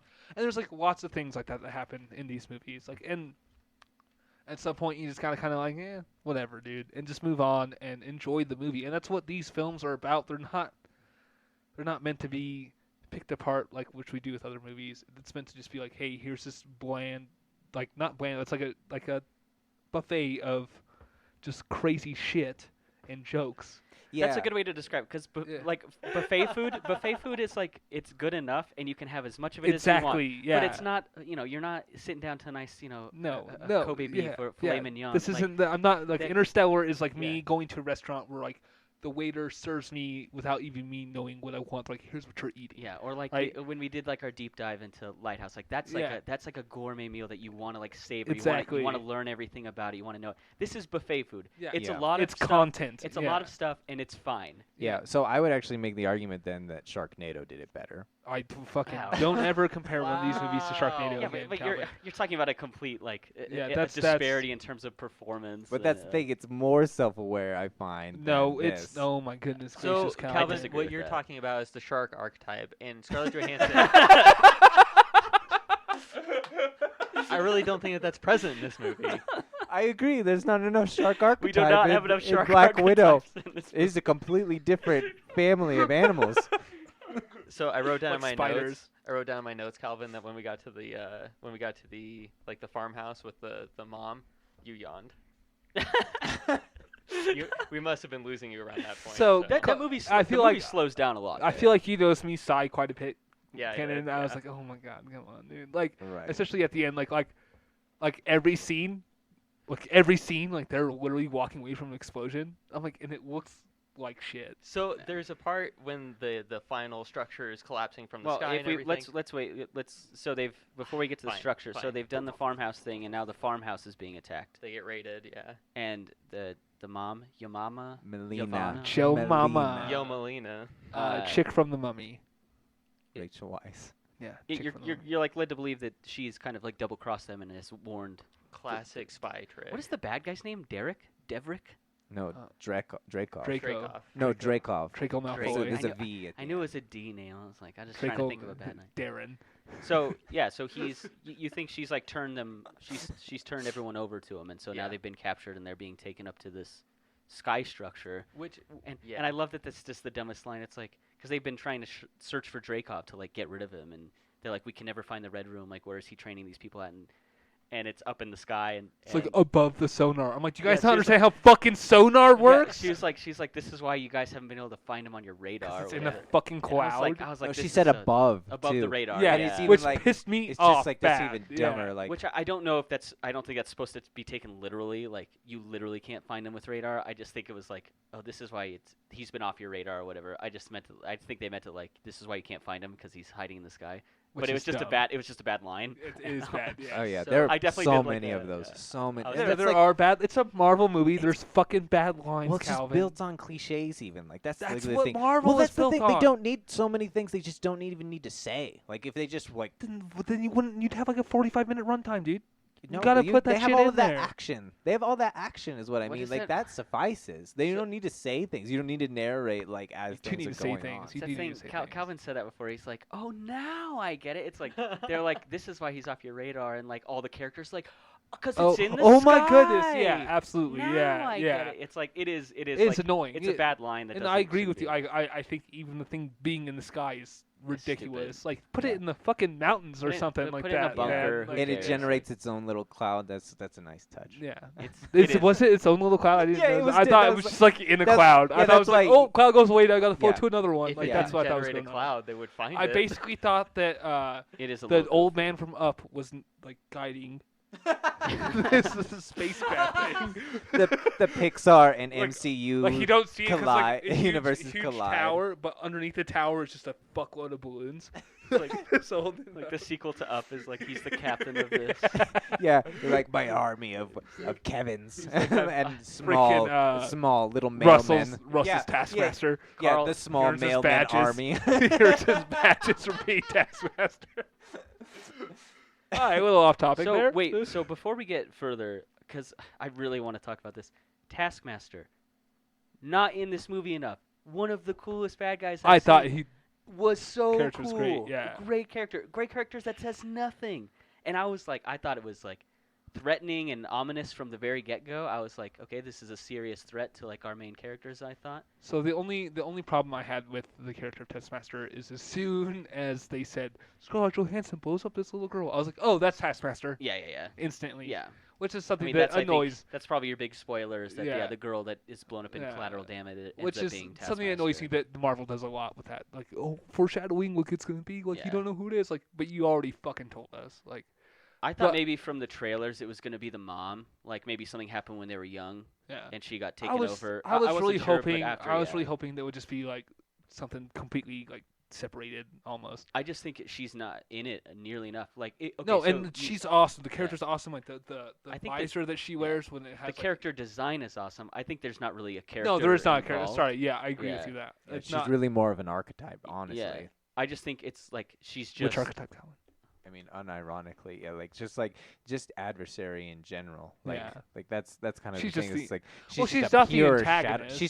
She's literally a shadow. She's Yeah. very much the like thing. 87% of other Marvel bad guys. Like, oh, they're not really bad. Like, we just have to show them the right way. And Yeah. then like they're not bad guys anymore. yeah, And yeah, that's- as if she very doesn't harbor typical. any resentment which towards sucks because being blown Taskmaster up. in the comics is a very bad person, and it. I just thought that if you're gonna have this character that has this really cool premise where it's like she like studies everyone's fighting techniques and is able to replicate them perfectly. By everyone, they just mean Captain America, Black Widow, and Hawkeye. They do Black Panther. Oh, that's true because You- they have the claws. So here's the thing. This is what frustrates me about the movie. So like a lot of these scenes that I think they could have had, they either don't come to fruition. Like they could have had a fight with her against the Natasha and Yelena after that chase scene. They like crash and then they kind of escape and get away. Have a fight scene there, do something. Yeah. And then later on, she fights Red Guardian, and that whole fight is like off screen. Like you yeah, don't see that any fight sucked. It's like you see Taskmaster kind of like pop out the claws, like she's gonna be Black Panther, and then it like cuts away. Yeah. And then it cuts back maybe like 5 minutes. It's like way too long in between. I agree with you 100%. And she throws the shield and does a punch. And so that's the It's thing, just like not what it's Calvin just, was like, mentioning not earlier, enough. is like things that could have been taken out of the movie and had more action into it. Because this is an action humor, like it's an action comedy, which is what all Marvel movies are. Essentially, yeah. Yeah. Yeah, and honestly, that's actually like so. I have a couple like bigger perspectives, I want to say eventually, are we to the point where I don't know. you I think, just want to like, know, do you guys disagree or agree? We need more Taskmaster in this. I agree with more Taskmaster, and I think hopefully at some point, I don't know. It would be I'm cool nervous to get, that she's never going to show up again. I she reminds me so much of the character Ghost in Ant-Man Wasp. right. Like the Yeah. exact same really, preference. really cool bad Oh. guy. Yeah, and then you're like, Yeah. oh wait, you're not a fucking bad guy, and then that sucks, man. Like honestly, like especially like so, comic book movies seem to do this thing like where they give like bad guy origins and like oh, and you have to like feel for them, or like what they just did with Cruella, like you have this like sympathy for these bad guys, and I just don't think that should always happen. Like I don't get do it. that all the Oh, time. especially the Cruella one. Like, I'm like not going her- to talk about that fucking movie. Yeah, the name is literally Cruel Devil. Like, why do we want to humanize that? She at all? fucking skins dogs. I mean, Yeah. that's that's not really. I don't find that part like as that, because I mean, there's an entire industry built on that. But the thing is, it's just like Sorry, what? it's an entire industry Like for built skinning on animals, On yeah. skinning Okay, animals, dogs yeah. are different than other animals. Depending on where you're talking, like, Well, anyone who disagrees is wrong. I This mean, is all of America. India disagrees with cow that we leather. even eat Well, a it's cow because they is haven't eaten blasphemous. steak before. So But any- anyway, that's what I'm saying I'm is just like, kidding. I didn't eat beef for like 4.5 years. So yeah, that's not like a character like you'd have to completely reimagine it if you want to humanize it, and I feel like it's a really dumb anti-hero because it's also like a real person, like I- that's the thing I don't. I think the don't like reason about that they had to make her kind of humanize her is because at the end, when she gets like the serum popped in her face and like she's like, Oh, I is- was talking is about he- Cruella Deville. Oh shoot, I thought we were talking about. no, Yeah, we're so- moving on from Cruella so de Vil yeah, now. moving on. So at the end, Taskmaster, it looks like they're gonna have a fight, and they don't even fight at the end. Really, it's like it's so short, and Well, you can see Scarlett doesn't want to fight her, and she's trying to convince her like, hey, you don't have to do this. so Which is the point, like, Yeah. and what of Marvel, what Watson, it's the same thing with Winter Soldier, the exact same concept, and with Ghost, they're not like they're the big bad, they're your big adversary as far as like getting your plot point, like getting it done, like your mission done, like they're the obstacle in the way, and it turns out that they're not, they're just a pawn for like the bigger dude who's just some fucking white dude sitting behind a desk. So I think that's why they need to humanize her at the end, is because so she gets the serum popped in her face, and the first thing she says like, "Is he gone?" Yeah. Because she's like tired of being controlled. This Yeah. whole, I mean, especially like the third act is all about like women not being controlled by men, is like essentially. Kind Well, of yeah, the and that's vibe I kind get. of whole Black Widow's whole yeah. backstory and so, type of thing. And so you need to humanize Taskmaster at the end to kind of that way she can, because you made her a woman, so you can't have this woman who's a bad guy who also agrees with this bad guy who controls women. so So you can't have that in the movie. It's really it yeah. would be very controversial and contradicting. So that's why I think So I I just think wish they- that Taskmaster was just like a mercenary or something Or like that. I robot. don't. Make I the robot do fucking something wish else, that they yeah. did that it wasn't his daughter. Like I Yeah. think that part is very cheesy and it fucking sucks. Which is essentially, I think, would have been great, and it wouldn't have changed the story at all because No, because yeah. it's all he's or she's already not a character. Like Yeah. it's not a character until you find out that it's the daughter that got blown up. So it could have just been anybody who's just a cool fighter. yeah. My problem is don't put a cool fighter in this movie and then never let me see her do cool Yeah. fights. Like that's my problem. And- Because it's such a neat idea. And so the you other thing, never get to see any of it. so the other thing is like a big like the whole point behind the character is giving Natasha Romanoff, Scarlett Johansson's character, more redemption, which I like.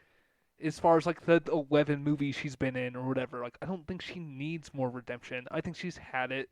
And that's my problem Yeah. with setting a movie as a prequel. She literally sacrificed herself. She's in a to, martyr. Like she sacrificed herself to save the universe already. Yeah. Like I've already seen that. So like I don't care about her redeeming herself for like something she did, years It's the earlier. whole daughter, the whole like that Yeah. dude doesn't need a daughter. It's like- None of that needs to be in the It's movie. like, I already know that she's a good person. I've Yeah. seen her in all these movies. I don't like. it I makes already me know. it makes me feel like she's less of a good person because like Yeah. honestly 100%. I'm like okay, I like this character less now because of what she did. Yeah. Like because the Black Widow I know Yeah. would never blow up a kid. Honestly, like make Taskmaster a guy and let's see. or a lady. let's I don't see- give a let- shit. No, what but let's gender, see the yeah. girls fight more oppressive men. Like then you can have your That cool makes fight sense. scenes. Yeah. Then you can have your cool fight Like scenes. And even- you can be like, yeah, like we're not even like taking a him down, mercenary, yeah. that's like his right hand man. It's like yeah, I agree with everything this fucking dude is doing or whatever. Yeah. Like make it a bad guy. Like make the bad guy a fucking bad guy.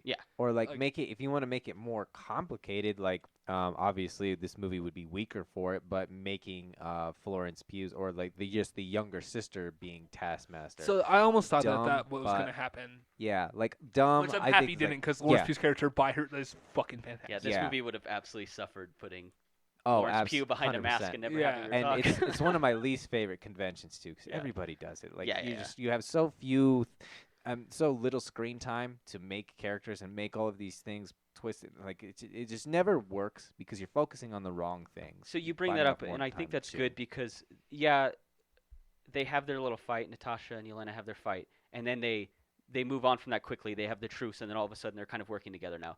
They don't waste a lot of time being like, oh, well, like we're still fighting, and like we're so it is good that they don't kind of use that kind of trope where it's like, oh, now I have to battle my sibling again. So- It's like it's good that they moved on from that quickly. I And so think. that's why I almost felt like it was kind of like a test when they battled, not Yeah, like I could I could see that. Yeah, I was just gonna say when Taskmaster showed up the first time after blowing up Natasha's car, I rolled my eyes so hard because I'm so sick of shields in the Marvel universe. she's After- literally copying Captain It's America. she's just Yeah. copying Captain America Well, so the Taskmaster from the comics looks like they also have a shield. Yeah, because she's copying. Right. it does Captain the same America, thing. Yeah. Just seeing that in another movie, I was like, oh my gosh, if I have to see another That's shield, I'm gonna the- throw but myself that's out. Of There's the literally theater. only I other. know. There's literally only one I other know, shield I in the know. So entire. Were you MCU. annoyed when she pulled out a bow and was Hawkeye? Were you annoyed when she had claws it and was was like Black Panther? There hasn't been a whole show devoted to bows I'm or just saying, claws and it's stuff. really yeah. easy to There's translate. literally like a Hawkeye and Black Panther show both coming out. So I'll complain about it then. Okay. It's really easy to translate the idea that she can copy everyone's fighting style if you have like a sort of prop to work with. So it's like the idea that she has a shield obviously shows that she's like studied Captain America's techniques. The fact Yeah. that she has the claws is an obvious way to It translate makes that she's. sense in the story. Just for me I get what you're personally, saying, after watching but to Falcon me and it's the Winter like- Soldier, I was yeah. like, oh my god. Falcon Winter Soldier goes way over, They have way too many- over the yeah. head. They have too many shields. In So that movie. by far, Falcon Winter Soldier is the worst Marvel show, and like I'm a huge Captain America fan, and it compared to Loki Yeah. and WandaVision. WandaVision, it fucking sucks. I'm kind of starting to come around on that. Falcon and the Winter Soldier is the most cinematic. It's the least original of the three. that The have come out, the though. whole plot sucks. The whole show, yeah. No, Yeah. not the whole show. Sebastian Stan's amazing, and so is Zemo. We've already Very given similar. that show. I know, like okay, 100 okay. Zemos. But yeah, the scene where Taskmaster first shows up and blows up Natasha's car was an eye roll for me because I hate like, oh, they weren't in direct contact with the blast, they survived. That concussive force, roll the car halfway Yeah. down the street. That person is dead. I Absolutely, actually- 100%, So, I looked 100 at- times dead. I looked over at I and you pointed when out they earlier, it's shot like the that. cars they were driving are apparently the safest because it's not the only time like they get fucked up in the car. Yeah. I'm like, okay, they should be They did it dead. twice. Yeah, It's like an just- old SUV too. Like, Yeah. it's not like anything special. Yeah. So when they shot that, I looked over at you, Calvin, because right before she gets shot, she's making a left-hand turn, and the way it's shot, you can tell that her car's about to get blown up. Yeah, No, I did absolutely. not. I yeah. didn't see that. You didn't see that? No, I saw it. I was 100% looking at I I knew was it was looking at a coming. few other things. Okay, Like because the the- way the shot she was framed and the stops- cameras and everything, you Yeah. can tell it's coming. She And I was stops, like, like the "Ugh." music cuts out, and it Yeah. kind of just holds there for a minute. And you're like, okay, obviously something's literally like, yeah, there's gonna be an It was so explosion in your or a face. gunshot. Yeah, I'm it's surprised pretty you didn't obvious see something's that, about to yeah. happen. I think. Yeah, that made me jump pretty bad because I was actually looking, because I wasn't paying attention to that because like I was just looking. I was like, at least we get to look at Norway. Like that was like, Norway at nighttime, it's beautiful. yeah. I mean, they're right. She's right there on the fjord. Like absolutely. What? Give me more of that. There's a Yeah, bridge give me over a the lake. You yeah. can't see Like, anything. give me. I'll have the She does all over America, Calvin. So I took notes, and every time I wanted to write something about Taskmaster, I messed it up twice. I kept writing Task Manager. I mean, that's what you get for having such an old computer. And I feel like, oh crap, that's not what I meant. Right, Taskmaster. That's what I think of every. I've done really well. The only time I've said it is on purpose, but I've come close already just a few times recording now to be like, yeah, Taskmaster when she does this. I want to say Task Manager every time.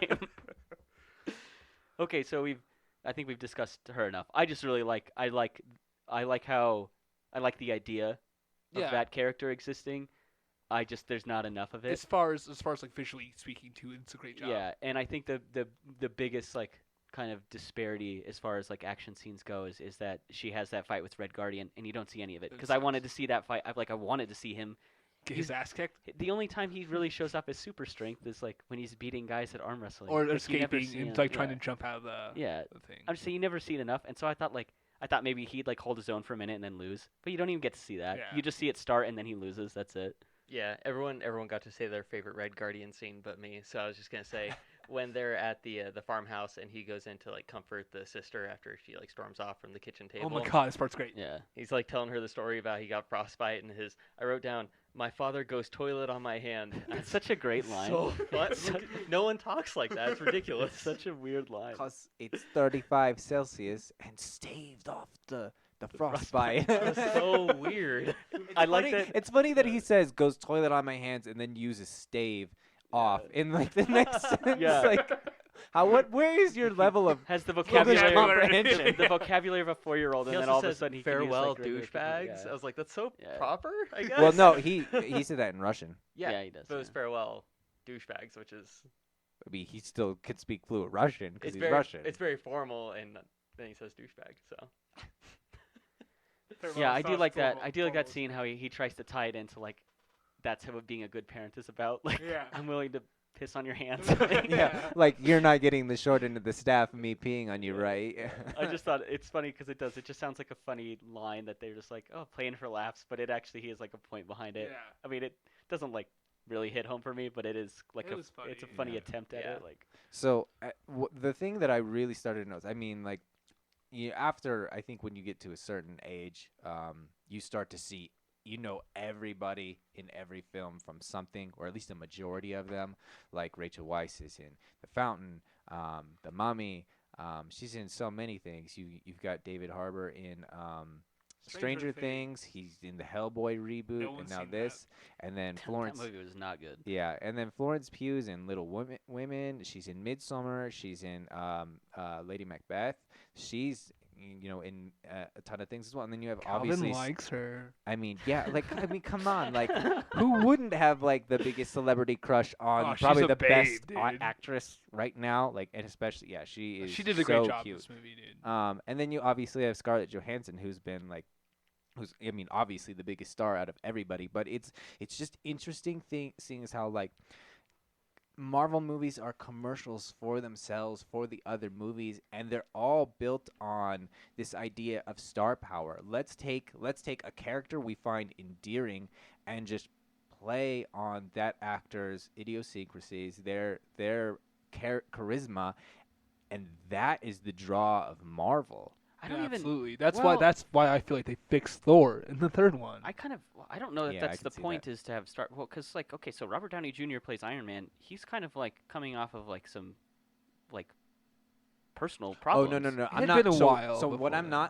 what I'm not talking about is that the star power was what drew them Oh, in the okay, first okay, place. okay. It's that it's like that. That's kind of what it is now because they've created this universe Yes. where they're so big. Gotcha. they're so- Okay, but I like, misunderstood. Because yeah. like the thing is like when they did Thor, they used Tom Hiddleston and Chris Hemsworth, and they were the showrunners or the movie runners were roundly panned for using no name actors in right. Yeah. and that was the thing. And now you see like, oh well, yeah, that makes plenty of and now sense. neither one of them are no-name actors. Yeah, exactly, Yeah, because they have absolutely so much. humongous, They let the individual actor make enough choices or like embody the characters. Like they're either written around them or they're good enough at adapting these parts of the scripts, however they're written. I'm sure each film is different because they have different producers and different directors, but they have this way of preserving a character's identity through the vehicle of the actor. Which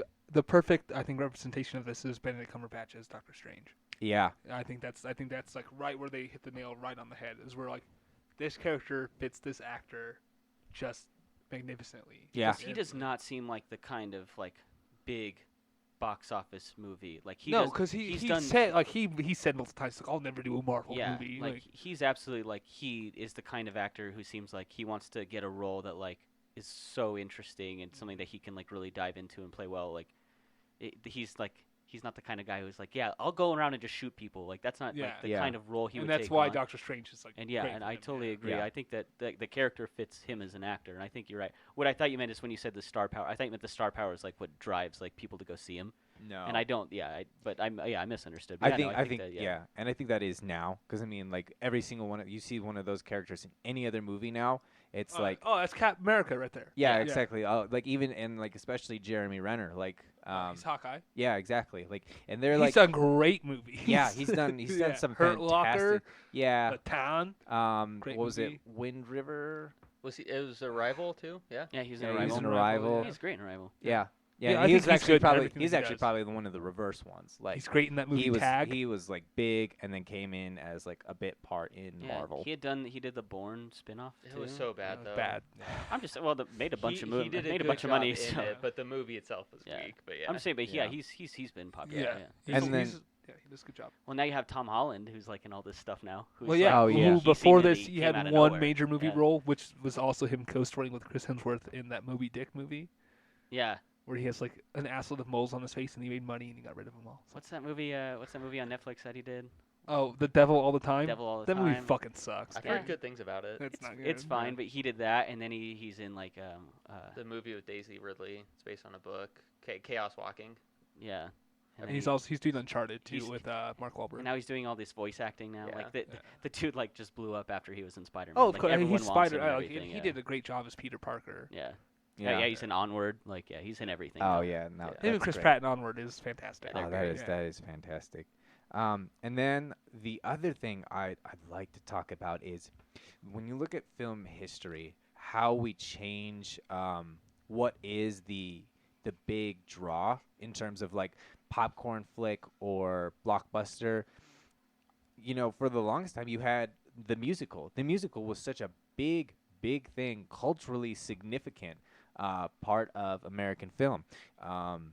And now that's replaced by superhero movies. You take all Good. of and you take all of the. I think you'd have a different opinion if you actually grew up in the '50s because like those Thank things God are I didn't. they're actually really good. They're really Uh-huh. entertaining to the same degree as like I mean they're as deep as Marvel movies with all of the same. They might be deeper.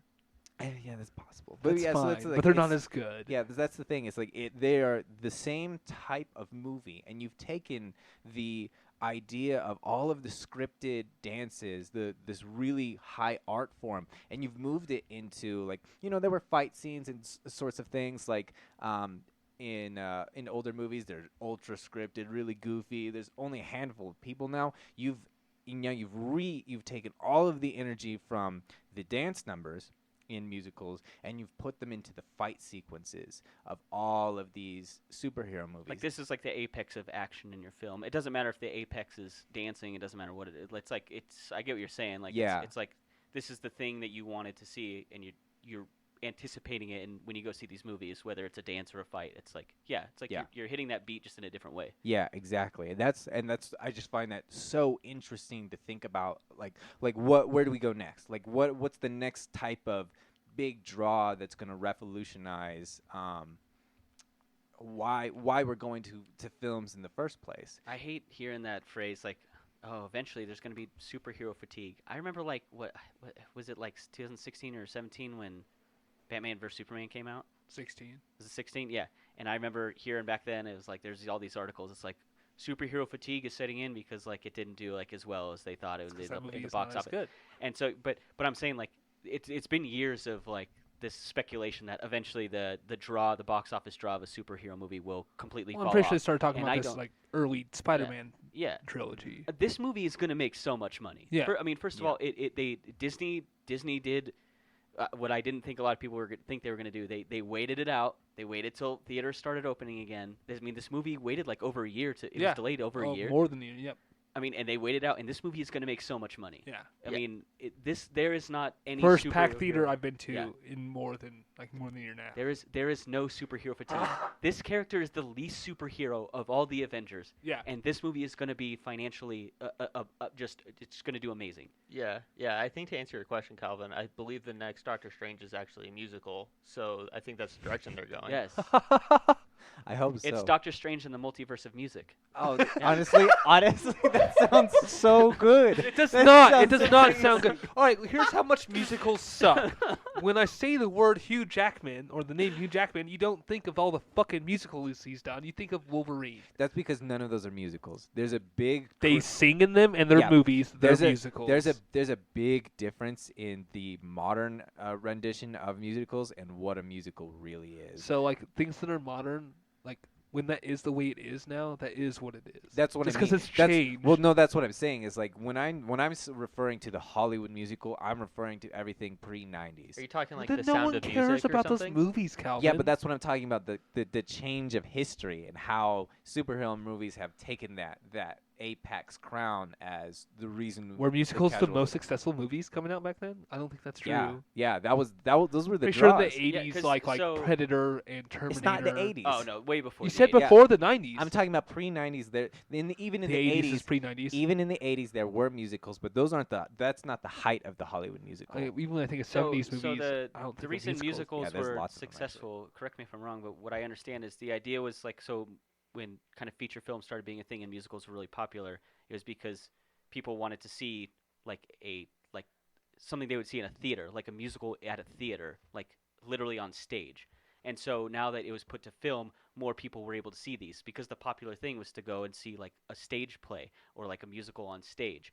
And so now that you could have these wide releases of musicals, that's why they were like the big draw, because people who couldn't make it to these plays could now see it at a local theater. And like that's why they were like the big thing. Is like that's my understanding, kind of the history behind why musicals were essentially like really the big draw for a while. I mean, part of it, like you would have plenty of stage plays that weren't musicals as well. But I just think that so many plays there was just as many plays as there were musicals. Right. So that trend just continued. Like Yeah. that's really more of why they were so popular. But they're so easy to make catchy. Like when you have a catchy song, like that is that can We're set getting apart so a off the film. rails. Oh my god. But yeah, so but I think that's what we're talking about. Is like, and I think when you talk about superhero fatigue, I don't think that exists either. Yeah. As I long as don't. they're continuing to be made, because it's the idea of hero archetypes. They're always going to come back around as long as you make these stories different enough and engaging enough and still hitting on all of the right notes. I don't think that there's really a necessary end. Yeah. I think eventually you're going to have to introduce new characters. You're going to have to do more prequels, because eventually these things, just like any TV show that goes past season 3, it's going to turn into hot steaming garbage. Well, and I because think that's you all bring they that can up, and we saw the trailer for Shang-Chi during this movie. Great. And you're talking about like kind of making it new, doing new thing. I mean, this is like a kung fu movie coming out in the Marvel universe. which looks kind of neat. yeah. Like it looks cool. Yeah, It's got Abomination in it. Yeah, I think it's cool because I do agree with you. It's like if they want this to continue to be successful, you can't just put out Captain America over and over again. You can't just put out can. Iron Man over and over again. And you can't just change the lead actor either, Yeah. because it is the same. It's too similar. That's why DC's formula doesn't work. They Yeah. keep doing the same shit and just plugging new actors or new directors or new stories Yeah. in. It's just like, Well, hey, dude, like it's I don't just- give a fuck it's about dark. this anymore. It's dark, grimy Batman over It's and not over again. even And it's that. like it's just yeah. No, Didn't I get it, but they- I do Yeah. I do agree that you need to keep Be fresh. you do something to make it fresh. And I Yeah. think I am excited for Shang-Chi because it does look like It looks great. looks like a kung fu movie. I'm Let's excited say, like, for it. that's the reason why I'm excited with Eternals too, because that looks very different than what Marvel has Yeah. done before. So like, didn't they do that successfully with Spider-Man? Just like switch out the actor. Successfully, what? How do you mean successfully? So like what you're saying with the DC and how you can't just like switch out an actor. So, are you talking about with like Tobey Maguire and Andrew Garfield, because those No, movies were not? I think he's saying successful? I think No, he's saying Andrew Tom Garfield Holland. changing to Tom Holland So that's very different because they plugged them into a cinematic universe that already exists. that has like a bunch of other characters and Yeah. like I think it's- plots I think playing it's into also- another movie. It's also different because like the tone of that movie is completely different. Completely from Maguire. different, yeah. So Which think is not as good. Yeah, it which- definitely gets a leg up right. because it's moving into an established, successful. Which And franchise, everybody had yeah. wanted it for so long. Yeah. Like, hey, we have Well- all these other superheroes. Can we get some fucking Spider-Man in here? And then it Yeah. finally happened. And it's a different. huge, huge You deal. could have cast anyone as Spider-Man. I in that disagree movie. with that. I disagree. Disagree I with think, that. and I 100% disagree with that, because what I was going to say is, I think that the first three function well as their own. The Can Raimi we films. figure out a timestamp to where this stopped being about Black Widow and it just Gosh. devolved into Marvel? I'm fine with talking about Marvel, but let's just make sure we'll put in we'll a put up timestamp for you guys. Yeah, so a little thumbnail. you guys know We that. do need to finish the review of this movie. I think we more or less have because I it's do moved not. We into have the- not. We It's have moved not into finished. the broader discussion of this, but to what you were saying, I do think that the only reason that the new ones work is because of Tom Holland, because that character for once work? Yeah, Nah. the only reason they really work is that the character of Spider-Man, the plucky, sarcastic teenager, is the only time that has ever been seen on film was with Tom Holland. I Andrew agree Did you with you. not watch the Andrew Garfield movies? They're okay. They're not as No, those good, movies though. fucking suck. No, yeah, but that's what I'm saying. Is But like, he is quirky and sarcastic, and he makes the jokes that like. He's not quirky. I think it's I- completely but different it's- character. but It's Tom true. Holland- He's very cool. He's Yeah. not quirky. Yeah. You're right. You're right. He's like Steve. Yeah. skateboarding and doing Yeah. kickflips like And Andrew. his Andrew spiky Garfield hair is, like, and no cool. glasses. He I'm is, like, this is yeah. not Peter Parker. He's like a cool kid. Yeah. What I meant by you could have cast anyone is like, I mean, like that first scene in Civil War where he like webs the shield I away. honestly don't know what you're talking about. Oh God. Get the fuck on I'm the just boat, saying. suck, Calvin. I'm just saying. People just wanted to see Spider-Man for so long that you could just put your best boy in that Mhm. scene It's been 2 years and since they seen Spider-Man. in the and movie. show him webbing the shield away from Iron Man, Yeah. from Captain America, and that's everyone just goes wild either way. It doesn't matter if it's Tom Holland behind that mask or a best boy. No one knew who Yep. Tom Holland Yeah. was. Yeah. Yep. So I Yeah. mean, I agree. Tom Holland, he He does a good I job. think he helps it be successful in the following movies. What I meant is like once it kind of changed to adding a Spider-Man to the Marvel Cinematic Tom Universe, Holland it does could have been great. anyone, and you just needed to see him on screen, and people would have gone nuts. Well, Tom and that's what Holland I does think- I great think you in can the say that Avengers about- movies. He yeah. does not do great in the Spider-Man movies. But that's what I mean. Like, it's like I disagree with you there. Like, he's very funny in the Spider-Man I think movies. the I don't- new Spider-Man movies kind of suck. The I only reason don't- why they're good is because of the villains. Yeah, the villains too, like, are really good. But yeah, I think about that in all of the Avenger movies. Like, honestly, they're terrible. They're so Greatest bad. movies of all time. Because what you do is like you've built up all of these characters. We don't need to know any more about them. But the first one just goes through like and gives, okay, now we gotta have Iron Man one-liners, and now we gotta have Thor one-liners, and then it's just like it's so stupid, and it's so contrived, and it's just to try and fit all of these things into each other, and that's what I don't think like you could plug anyone you wanted to into an Avengers movie because they're terrible.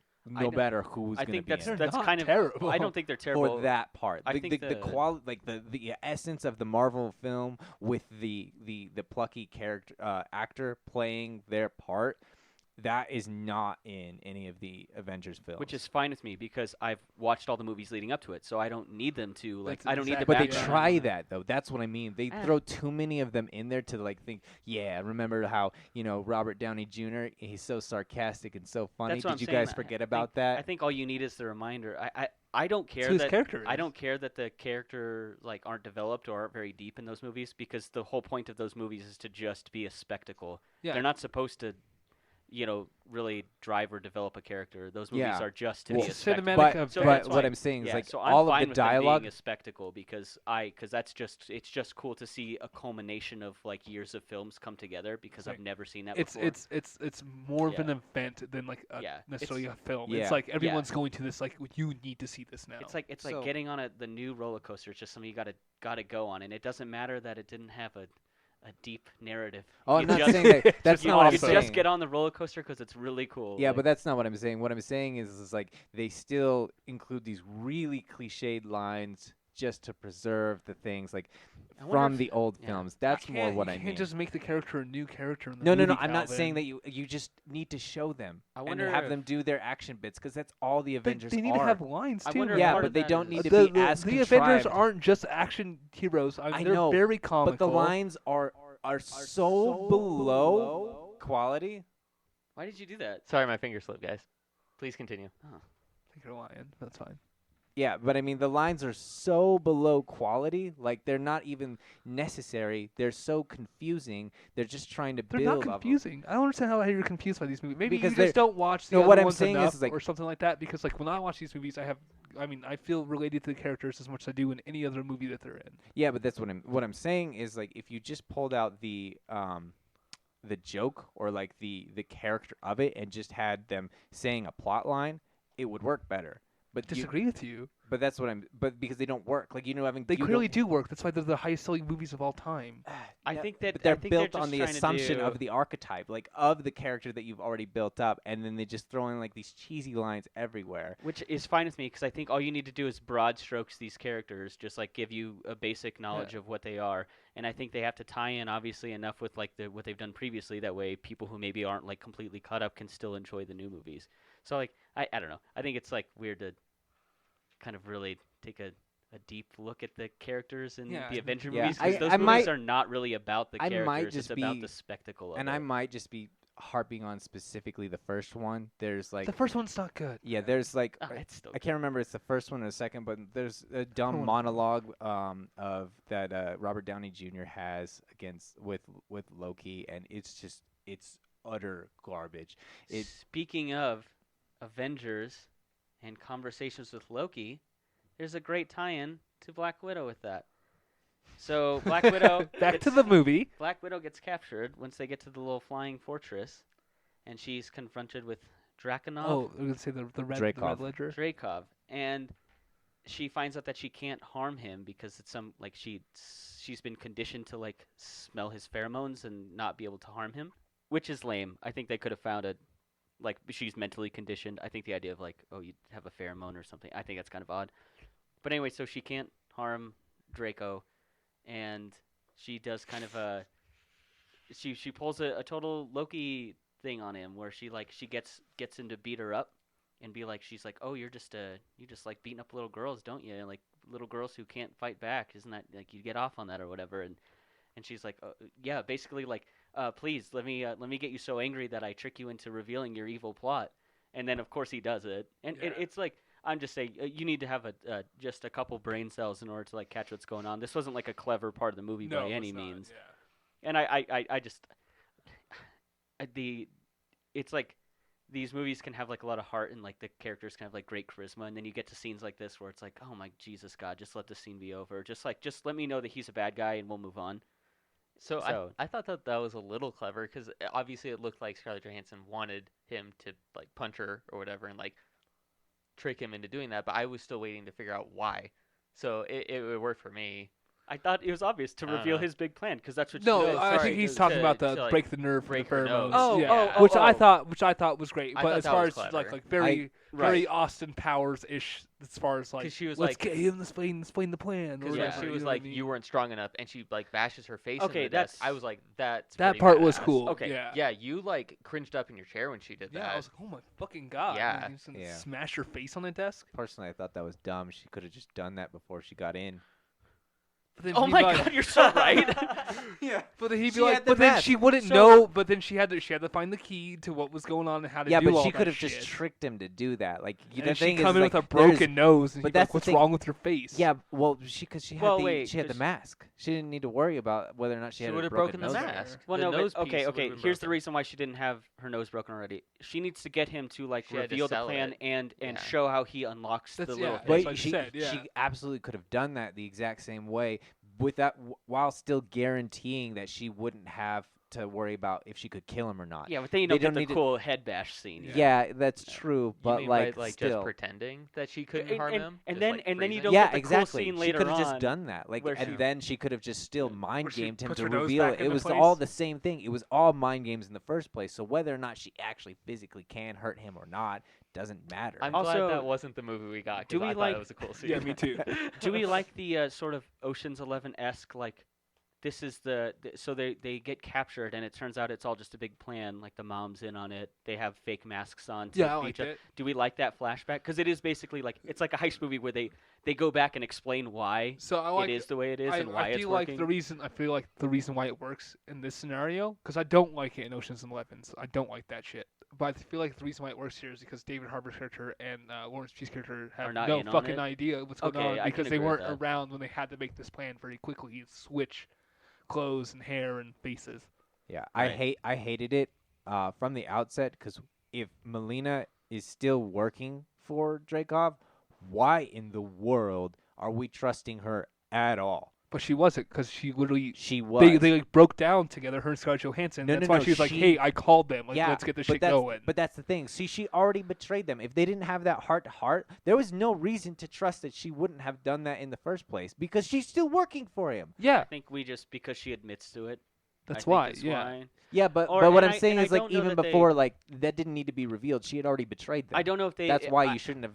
I you don't sh- know shouldn't if have- I don't know if she betrayed on purpose. Like I don't know if She's she was. doing her job. I dude. don't know if she betrayed. I think she. It could be interpreted that she did the betrayal. She's like, I called them. That way we can do this face swap, get on the ship, and take this guy No, down. I feel like she It called could them be- to get them arrested. I'm just saying it could Yeah. be interpreted that way as well. It could be interpreted that she originally wanted to just get them captured, or I think you could take it as, hey, I'm set this plan in motion. That way we can like take this ship over, get rid of the Red Room. So I feel like could it be. just. I think it could be taken either way. I feel like it just plays into like a lot of the manipulation that the main antagonist has over all the characters, which is the point of his character, which is like why she did that instantly. He's like, hey, I need to do this. I need to call it in. And then she's like, oh shit, I shouldn't have done this because I actually, I like you people better. I think you're probably right. Yeah. I just like the idea of the scene makes more sense in my head if it's like the plan that she had from the beginning to like, oh, I'm gonna call them and then you and I are gonna pull a little switcheroo. I feel like she would have told Yeah. them then. if But that that's was the thing case. is like them going naively to the ranch in the first place and like, oh, this is our mother, this is our friend. Well, the Like choice they have. That's the only choice they have. It's the they only literally information. could have. They literally could have just shown up and kidnapped her or strapped her down or done an interrogation because they Which she know- would not have spoken. But they know that she's compromised. You know that she's working. That's why they for have him. to work towards the emotional pull to get her to be on their side. Otherwise, she'd just get tortured and not say shit. I agree with that. That's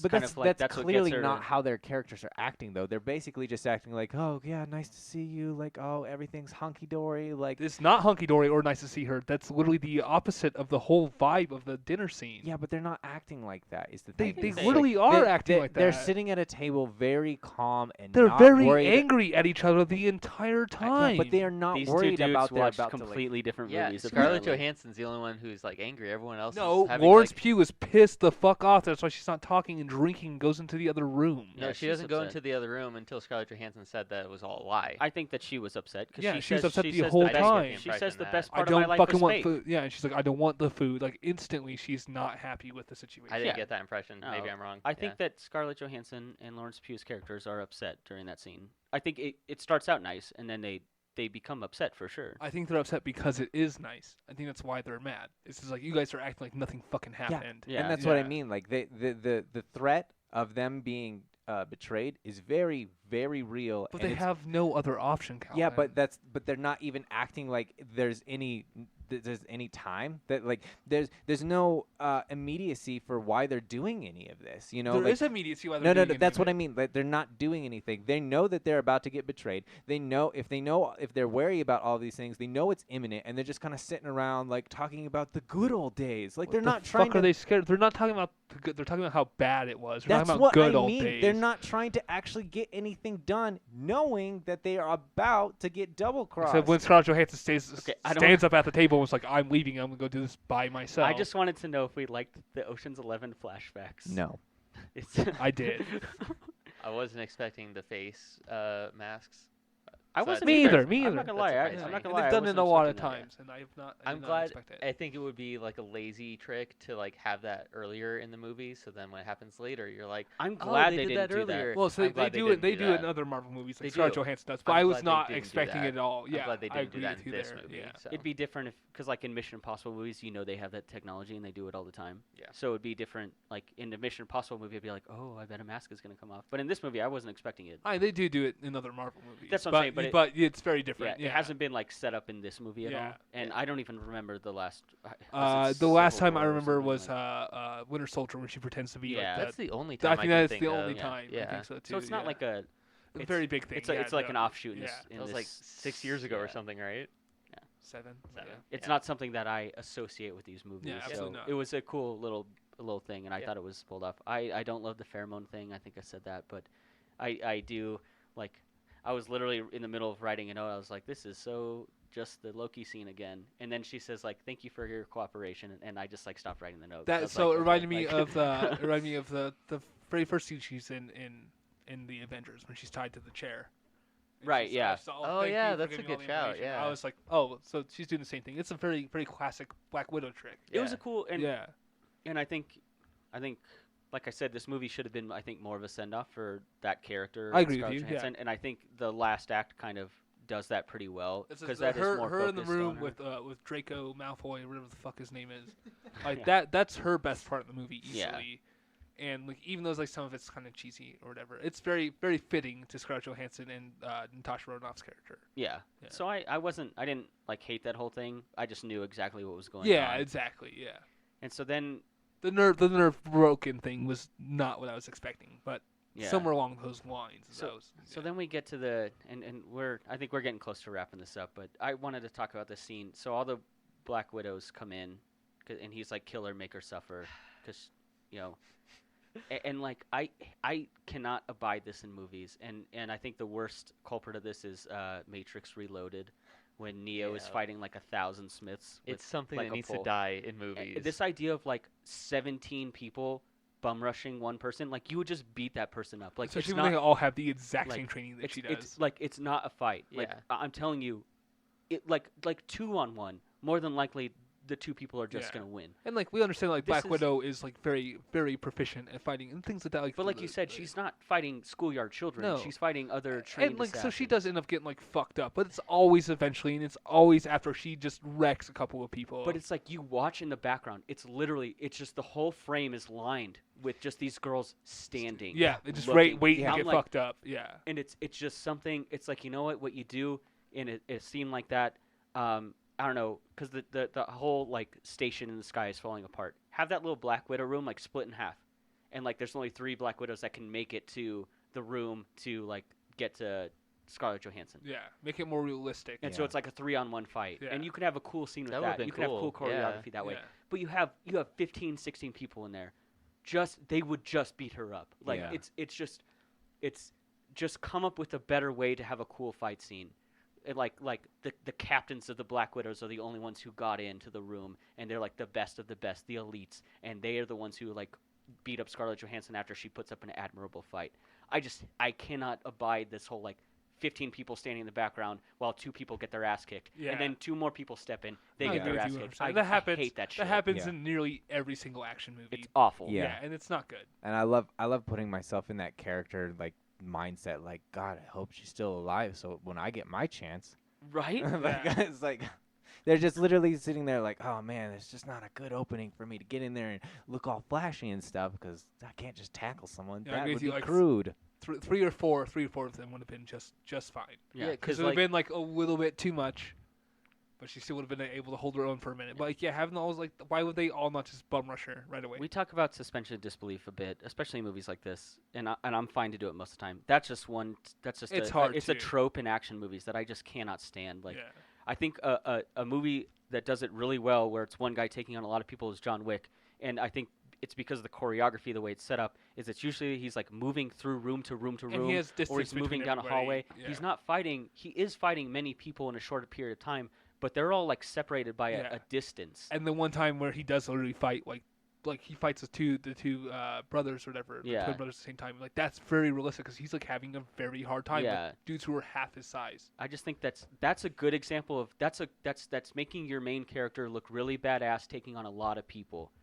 And a bad example of that is Keanu Reeves again doing it in Matrix Reloaded, where it's just a bunch of Mr. Smiths standing there waiting for their turn to punch him. And this movie does the same thing when they're fighting Natasha. It's just people standing in the background, and I cannot stand it. yeah, I was gonna say another good example is in Winter Soldier in the elevator when Captain America takes on like the whole group of people. I feel like that scene's great. It's really good and it works because he's like 10 times stronger than them. Yeah, And it's But- confined, so like you Yeah. wouldn't even really have a good chance. Just that's get your yeah. shot It in. works like, very well in that scene. The Like, yeah. difference is Yeah. Natasha is just as strong as these other widows, so it doesn't make I sense. mean, she's more talented and things like that. That's why I think But she could not take like like- 3 or 4. Was I think It's like like 20 versus yeah, 1. the way and- that Connor put it earlier. I think that would be the great way to do yeah. it. Yeah. So you I just think see you- people in the background just standing around waiting for their turn, and it looks ridiculous. think, like literally, you could have had some of the other ones fighting Yeah. Lawrence Pugh's character, Yeah. and like escort, and like you could have had them escorting the dude out instead of like having him have other Yeah. soldiers. Like there's a better way to do that. Yeah. You're absolutely right with that. And so then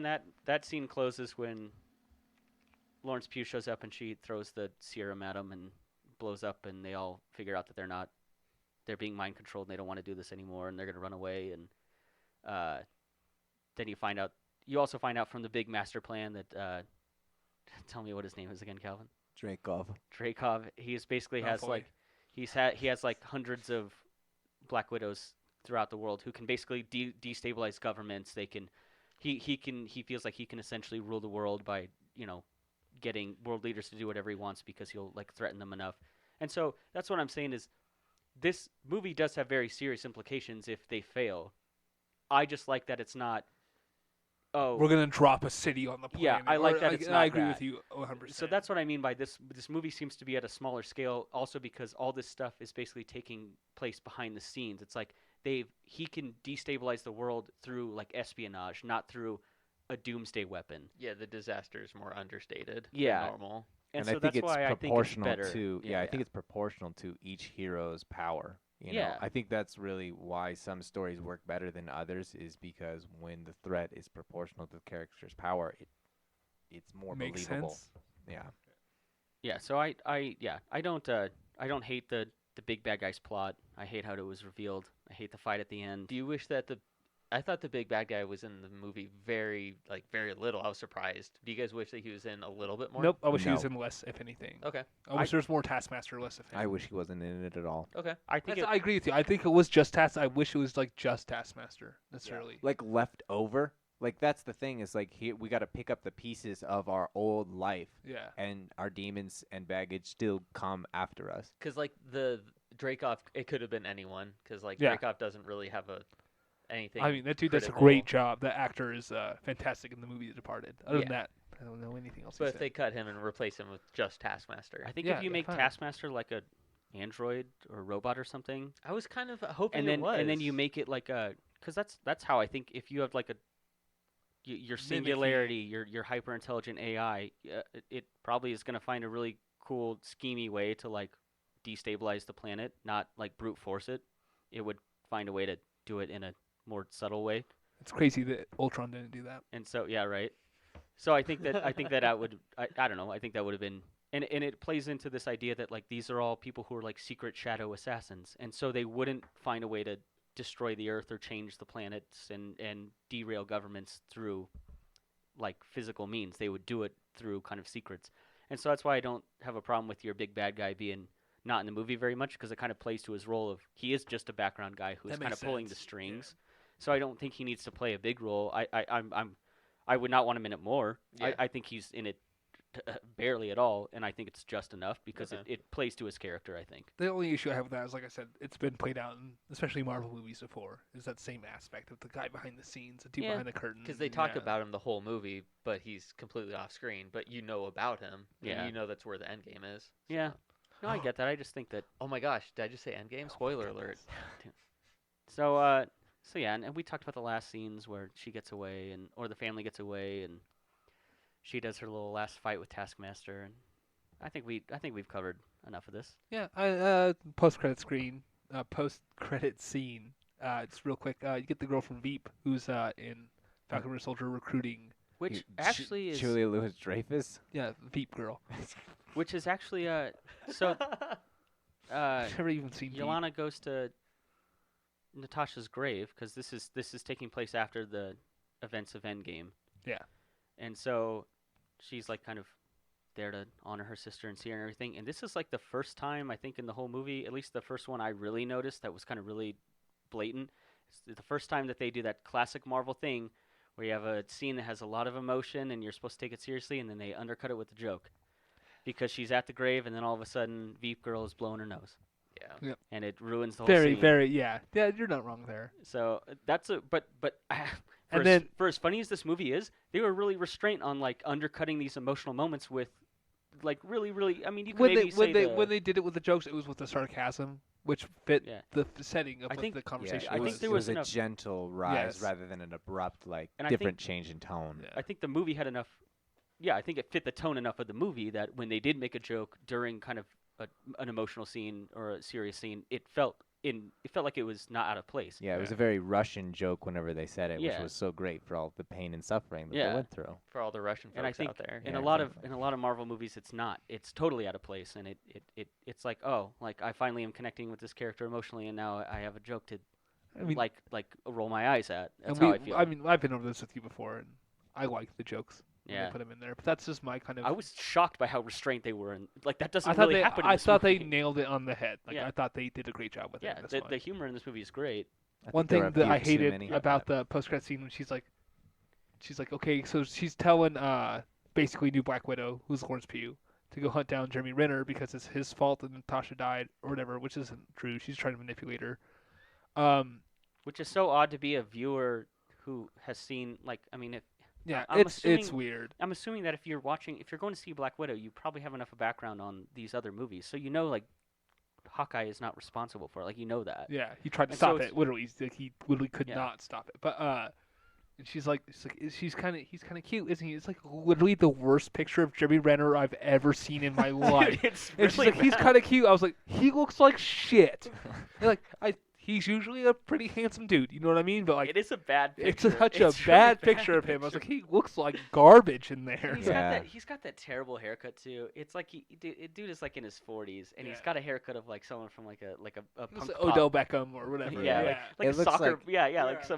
some young European soccer player hair. It's like he dude, even that- has like the sleeve, like just like a soccer player. it's so bad. Like, Yeah, it everything looks like they about took his it- character is terrible. Yeah, it looks like they took that photo from his 2007 MySpace page. Dude, Yeah, yeah. it does. It was It's- like not even like a profile, like a picture that like was taken of him. And It's he's like in the background of a party. Yeah, it's Like, like he's like, yeah.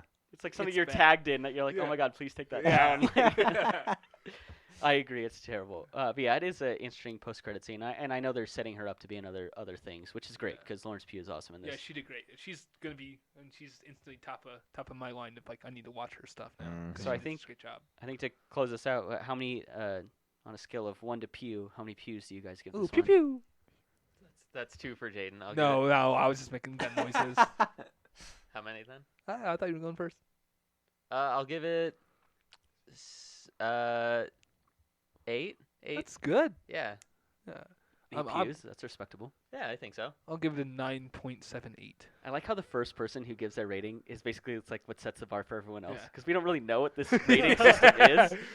And so if you Yeah. like the movie better than McKinnon, you have to give it more than 8 pews. I but- do think it's very interesting that we're rating it in pews and not ScarJo's Because because she stole the she show, is buddy. so and we've freaking already Pews, done good. Scar Pews shows. are higher than Oh my ScarJo. Whoa. Yeah, trust me, they are. So how many, Calvin? How many for you? 9.78 for Jaden, though. 0.5. 0.5 'Cause- pews? Yes, because I'm literally going to kick Calvin off because the podcast. because oh my gosh, yeah, you're gonna beat 'em because up. Yeah. Florence Pugh is the movie, and it doesn't. There's not enough of her. If you had her She's on like literally screen for every 50% of the second, movie. then you'd get a Pugh. But it would have to be amazing. But, Calvin like, has yeah, no. terrible taste in movies, people. Just I'm let's s- get that out of the way Yeah, right I'm now. so, yeah. Please go back to and watch the Lighthouse. And That's not a bad movie. I'm just saying that you have No. you're hating this movie more than you should. More I than you I need to. enjoyed it. What I hate If you is how enjoyed something, you don't give it a 0.5 out of 10, Calvin. it's just. I mean, you take 30 movies and you divide them up, and if they're all the same, they can like I've each- had they I've can had just bad how- sex, but I would never give sex a 0.5 out of 10, no matter who it was with. It's always pretty good. Yeah, it's all like I've never seen one movie in my life that I'd give a 0.5 out of 10. I mean, we're I've gonna seen okay some okay. movies. I'll give it like 5 ScarJos, but it's a 0.5 Pew. you're not making any sense here. That conversion rate doesn't check out. Connor, what Yeah. do you think? Then So you're saying that this movie is better than Under the Skin, basically. Oh God, no! What? No. So, Not I- even close. when I What did kind I of say for Under the Skin? I have no idea. Yeah, we'll have to review that. When I watch Marvel movies, I always compare them to other Marvel movies because that's just kind of what Makes you sense. do. Yeah. Like, so I wouldn't really know how to, like, I'm not going to compare this movie to Under the Skin.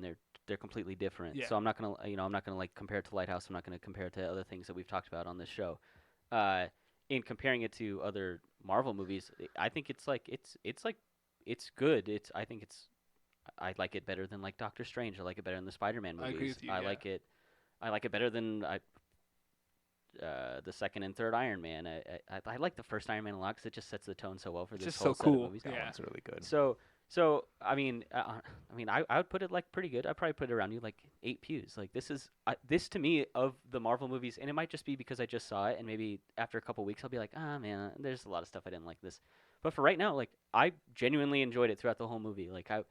There's the only time I thought it kind of was dragging was when they meet the mom at her little cottage. That was like kind of the only part that drugged me. But other than that, I think it's paced well. It needs more Taskmaster in it.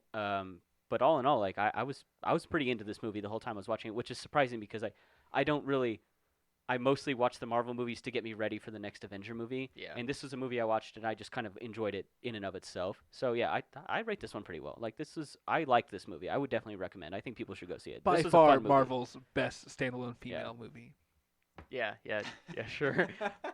Isn't the only other one Captain Marvel? Which Oh, sucks. this movie's So- way better than Yeah, Captain it's Marvel. like 3 times. This as movie good. is way better than Yeah. Captain Marvel. So last question, real quick before we finish up. I'm curious, do you guys think that this movie would get better or worse on rewatch? I feel like I am going to appreciate it more because so many of the jokes. I agree with you. I landed feel for me. like I will connect with it. I will realize the jokes maybe a little bit more. I'll be able to listen to them better the more I watch it. Okay. Like, and understand like why it's funny. Sure. Yeah, because they were all funny, but I just don't remember them all. Okay. And I feel like rewatching it will implant them more in my memory. Yeah, I think the humor is good enough, and I think the action is good enough that I'll continue liking it. I think once I get to the third act, I'll roll my eyes every Yeah. time. I Just think too many explosions. I think that part will get worse on rewatching, but I think that the first 2 acts are I enjoyed it. So Okay. I think that this movie will either stay the same to me or maybe get better. Not much better, but I don't think I'll like look at it much worse. Okay. Yeah, no, the once I think the what was so refreshing was I didn't expect that performance from Florence Pugh. That part was really nice. But it's now gonna that be you've seen it, yeah, now the shine has been worn off, and it's not gonna, you can't recapture that, and there are just so Okay. many still dumb things. The number of concussive blasts that should have killed a person. Yeah. The number of like Iron Man shoots missiles out of his face. I bet Yeah, Calvin it doesn't just- like Iron Man either. it's like that just also doesn't really like. Great 10 seconds. I mean, yeah, like it set the tone for like what all of this ended up being, and Robert Downey Jr. is just such a great actor for that character. I was like, But- okay, he's good at Iron Man. He does I a good wouldn't job call at him Iron a Man, great yeah. actor. Yeah, but so, He's a bad Doolittle, but he's a good Iron Man. He's a bad everything else. but yeah, so that's the thing is I don't think this film is going to, if you watch this maybe once every 5 years, 10 years, like those jokes will then be funny again because you've forgotten some of them.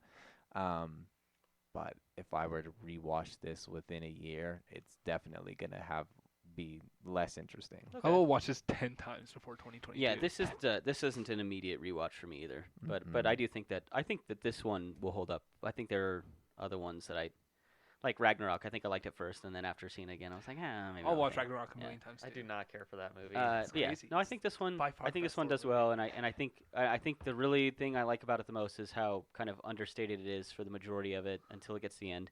Whereas like it seems like every other Marvel movie is just so over the top. Yeah. And I really appreciate this movie for being relatively tame compared to like its compatriots, Yeah. So that's why I think that this will remain kind of maybe one that I wouldn't mind seeing again every once in a while. I mean, I don't watch these movies all the time, but if I was going to rewatch one, this would make my list here in a little while. Yeah. I mean, I'm not going to put it on tomorrow, but yeah, no, that was a good question. Yeah, I look forward to rewatching this with my wife eventually. So Yeah. that's what I was thinking about. Yeah. Yeah, I look forward to rewatching this with my dog at some point. So. All right, we doing what are we? I do love that joke. Like, did you ever want kids? She's like, I I want wanted a I dog. want a dog. Yeah, and her dog is adorable at the end, dude. We doing what are we watching lately? We can. Yeah. I haven't been watching anything. I'll go first. I've had an overwhelming work week, so I've been playing a lot of computer games. I do a lot of RuneScape, so that's what I've been scaping. Nice. That's all. Obviously, been watching Loki. We'll do that at a different point. Episode 5 out of 6 just came out. I watched. I do not remember what it's called, but it's a pop documentary on Netflix featuring T-Pain. I only watched one episode because I love T-Pain. But it's talking about autotune and about how like everyone called him out for ruining music, but like literally Wait, people. do you know what this is called? It's called This Is Pop. All right. So basically, I watched episode 2, which is the only one I care about, because it features T-Pain, who's like, I love T-Pain. He makes fucking bangers, dude. And so it goes on about how like Usher went on to like had a stewardess like wake him up on the airplane to have him come back and talk to him and tell him like, hey, you fucking ruined music, because he used autotune. Okay, so technology is a tool, and for him to use it as an instrument to tune his pitch is not immoral or wrong in any means It's also necessary. not his fault that people accepted it and liked it. Yeah, and like he didn't invent autotune, and autotune Yeah. had been like there had been some form of use of it since the '60s to fix pitches, to make studio recording like way less intense and long. First He of just all, used it as yeah. an instrument, and that's kind of the basis of it. And like it goes on about how T-Pain was like in this mass depression because he thought that he had been told by everyone that like, you ruin music, and all he ever did was like use what they were using to lie to people to make art. Right. And so, like, when you use something out of the box or abstract like that, like, that's art. Like, when he used it as a tool to make something artistic, like, he's doing the right thing, whereas opposed to all the other artists who were using it to lie is the wrong thing. Right. Auto-tune or not, the man rhymed mansion with Wisconsin. Yeah. And so he is an artist. And also, like, so then it goes on the thing because he did the NPR Tiny Desk concert thing, which everyone's like, "Oh, T-Pain can sing!" Like, what? Yeah, he actually is. Yeah, he actually and can like sing. he was like, it kind of pissed me off because like it's cool that all these people respect me now. He's like, but then it shows me like that no one fucking thought that was like an actual artist before this. He's like, Yeah. it's not just a plug-in that made me like good. He's like, I made the songs. He's like, I wrote them. He's like, everyone called me soft for making songs about like loving women and stuff like that. He's like, when everyone else was making gangster rap, he's like, and that's when. So he came in with nappy heads, and he thought the only way he could ever make it as a black artist was doing gangster rap, and then he did his own thing, which was awesome. That's cool. And the documentary is really cool. You should said it's check on it out. Netflix, right? Yeah, it's on Netflix. Okay, cool. Yeah, and then as I mentioned earlier tonight, I watched A Marriage Story finally, and that is just so good. You know, can't get enough Adam Driver, Scarlett Johansson, Laura Dern. Right, yeah. Yeah. Love Big Little Lies, Jurassic Park. Dude, Big Little Lies is really good. That's It the one was with really Reese good. Witherspoon. Yeah. Yeah. Is it good? I've been And wanting to Shailene watch it. Woodley's in it too. So like, I'm a Yeah. huge Reese Witherspoon fan. Like Legally Blonde's one of my favorite movies. I thought that was just gonna be like sort of like chick drama. That show is really good. Oh, yeah, like a Real Housewives type yeah, thing. that's what I thought. I was Yeah. watching. I was like, holy shit, this is really good. Yeah, that was really good. But yeah, A Marriage Story is just like, man, there's just so much there to unpack. So many like real life dramas and different emotional ranges. It's definitely check that one out. Yeah, that movie definitely got me. You know, I mean, like my parents are divorced, and I think that's. I'm not saying I haven't emotionally accepted that or anything yet, but when I watched that, it had been years since I thought about my parents' divorce. I mean, it was when I was like kids, and I watched it. I was like, oh my god! Like, I was like, I'm like 14 again, and my parents are fighting, and I was like, what is happening to me right now? It was just it's an amazing performance by those two. Adam Driver, I think, is so underrated because he's done like really good movies, and then I all mean, of a sudden he's he was Kylo put into. Ren. That's what I'm saying. All of a sudden now he's in Star Wars, and now he's a big movie star, and I think people don't realize that he did like a lot of small movies before that. Yeah, And then- Girls. Yeah, he did one called like Mr. Peterson. He's like a bus driver.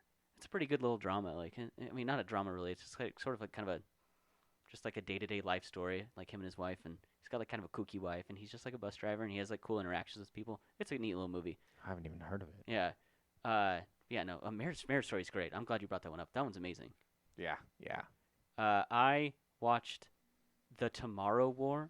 Why? So because it was like I'd gotten off work and I was like, okay, well, I'll throw this on before I go to bed, and it is tonally the most off the wall movie I've ever seen in my life. Like in a bad way? Yeah, Yeah. very bad. Okay. So it's, I mean, the premise is like clearly it's a war movie. Like there's something serious at stake, and like the future of humanity is at stake, and there will be like moments where it's like people are about to drop into a war zone, and the camera will cut to someone like it basically sounds like they're monologuing for like a stand-up comedy. Like it is so out of place. Like they'll be like, okay, get ready to drop into the war zone, and a guy will be like monologuing, like joking about like the jacket he's wearing. He's like, oh, I didn't even get this from like an Army Navy surplus. This is from Macy's. I can't go to war. Like it's like a monologue. It seems like something you would see in like a stand-up comedy. And then the next scene will be like this like extremely gory, like something you'd see out of a horror movie, like bodies hanging from the ceiling, and and then it'll cut away again to like it feels like someone just making these like really out of place jokes, like they don't realize the situation they're in, and they just like monologue. It is tonally all over the place. It kind of worth watching if you want to see how to like never fucking put a movie together. It is so bad. It is awful. I mean, J.K. Simmons rocking that beard and that fucking prison workout body. Like, Yeah. he looks dope and he's awesome. But other Yeah. than that, the movie is garbage. So that sounds kind of like what I mentioned earlier, like undercutting a like serious action scene. It's with a not joke. even that. I mean, it's not even. It's not. it's light years beyond anything Marvel has Like, done. way it, worse. Like, sounds, it sounds like two different elements that didn't belong together in the first place. Almost and like four existing different in the- elements. and existing in the same So, space. I think we talked in an earlier episode that it would be interesting to see like two directors given like a premise for a movie and then like see if they could like meld those two movies together. It's like that, but it's like Didn't it's work. like both the directors were given completely different premises and told to make the movie work together.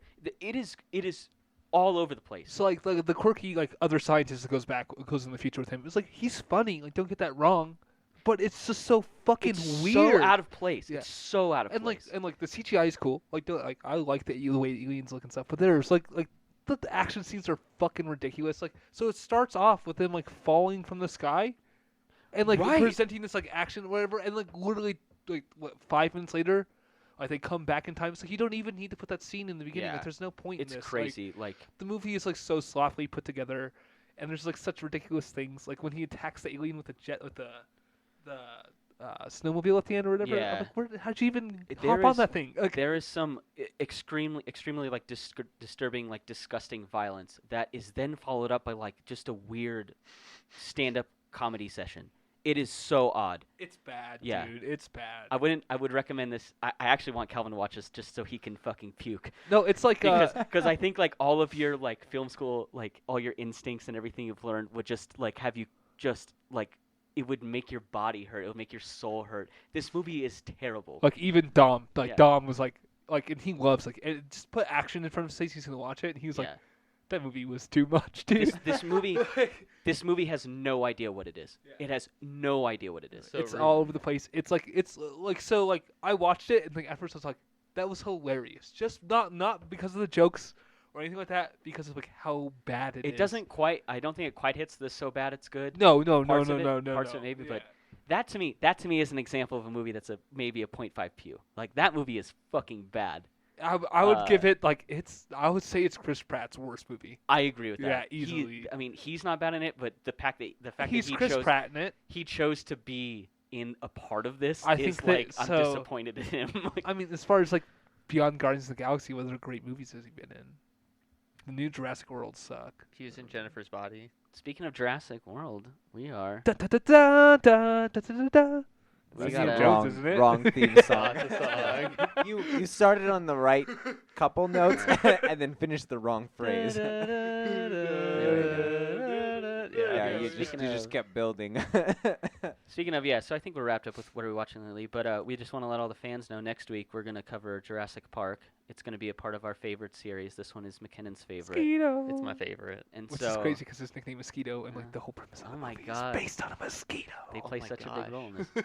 So yeah, tune in to that one next week. I hope you enjoyed our review of Black Widow and then our I thought we got a good discussion, a little overview of kind of our impressions of the Marvel Cinematic Universe as a whole. I think it's Yeah, there's a little. I could dive way Yeah. deeper into that. There's but a little that's- shark archetype. There's a little Yeah. this, a little that. Yeah. It's so hard to Shark archetype is to so important. it's hard to talk about these movies without taking into context like kind of the bigger universe. It's they're a part of. impossible So to because it's- you yeah. have to have that context. It's to the understand only. this. It's the only like media like that. Yeah, So we have it's like to. these movies are not well, in a it'd be like vacuum. it'd be like so- watching like season 6 of The Office without watching anything else prior to that. Like Yeah. you don't fucking have any idea what's going on. Yeah, Yeah. exactly.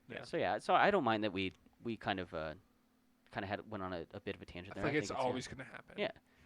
Yeah. So please join us next week. We're going to talk about Jurassic Park. If you want to kind of watch that beforehand, that way you can listen to our comments on it and our thoughts on it. With that, I think we're wrapping up. I'm your host Connor. I have my co-host Jaden Let's go. and our producer McKinnon What's up? and former guest Calvin. Thanks for bringing me back. And you've been listening to Now This Is Podcasting. Yee. All right, thank you for listening.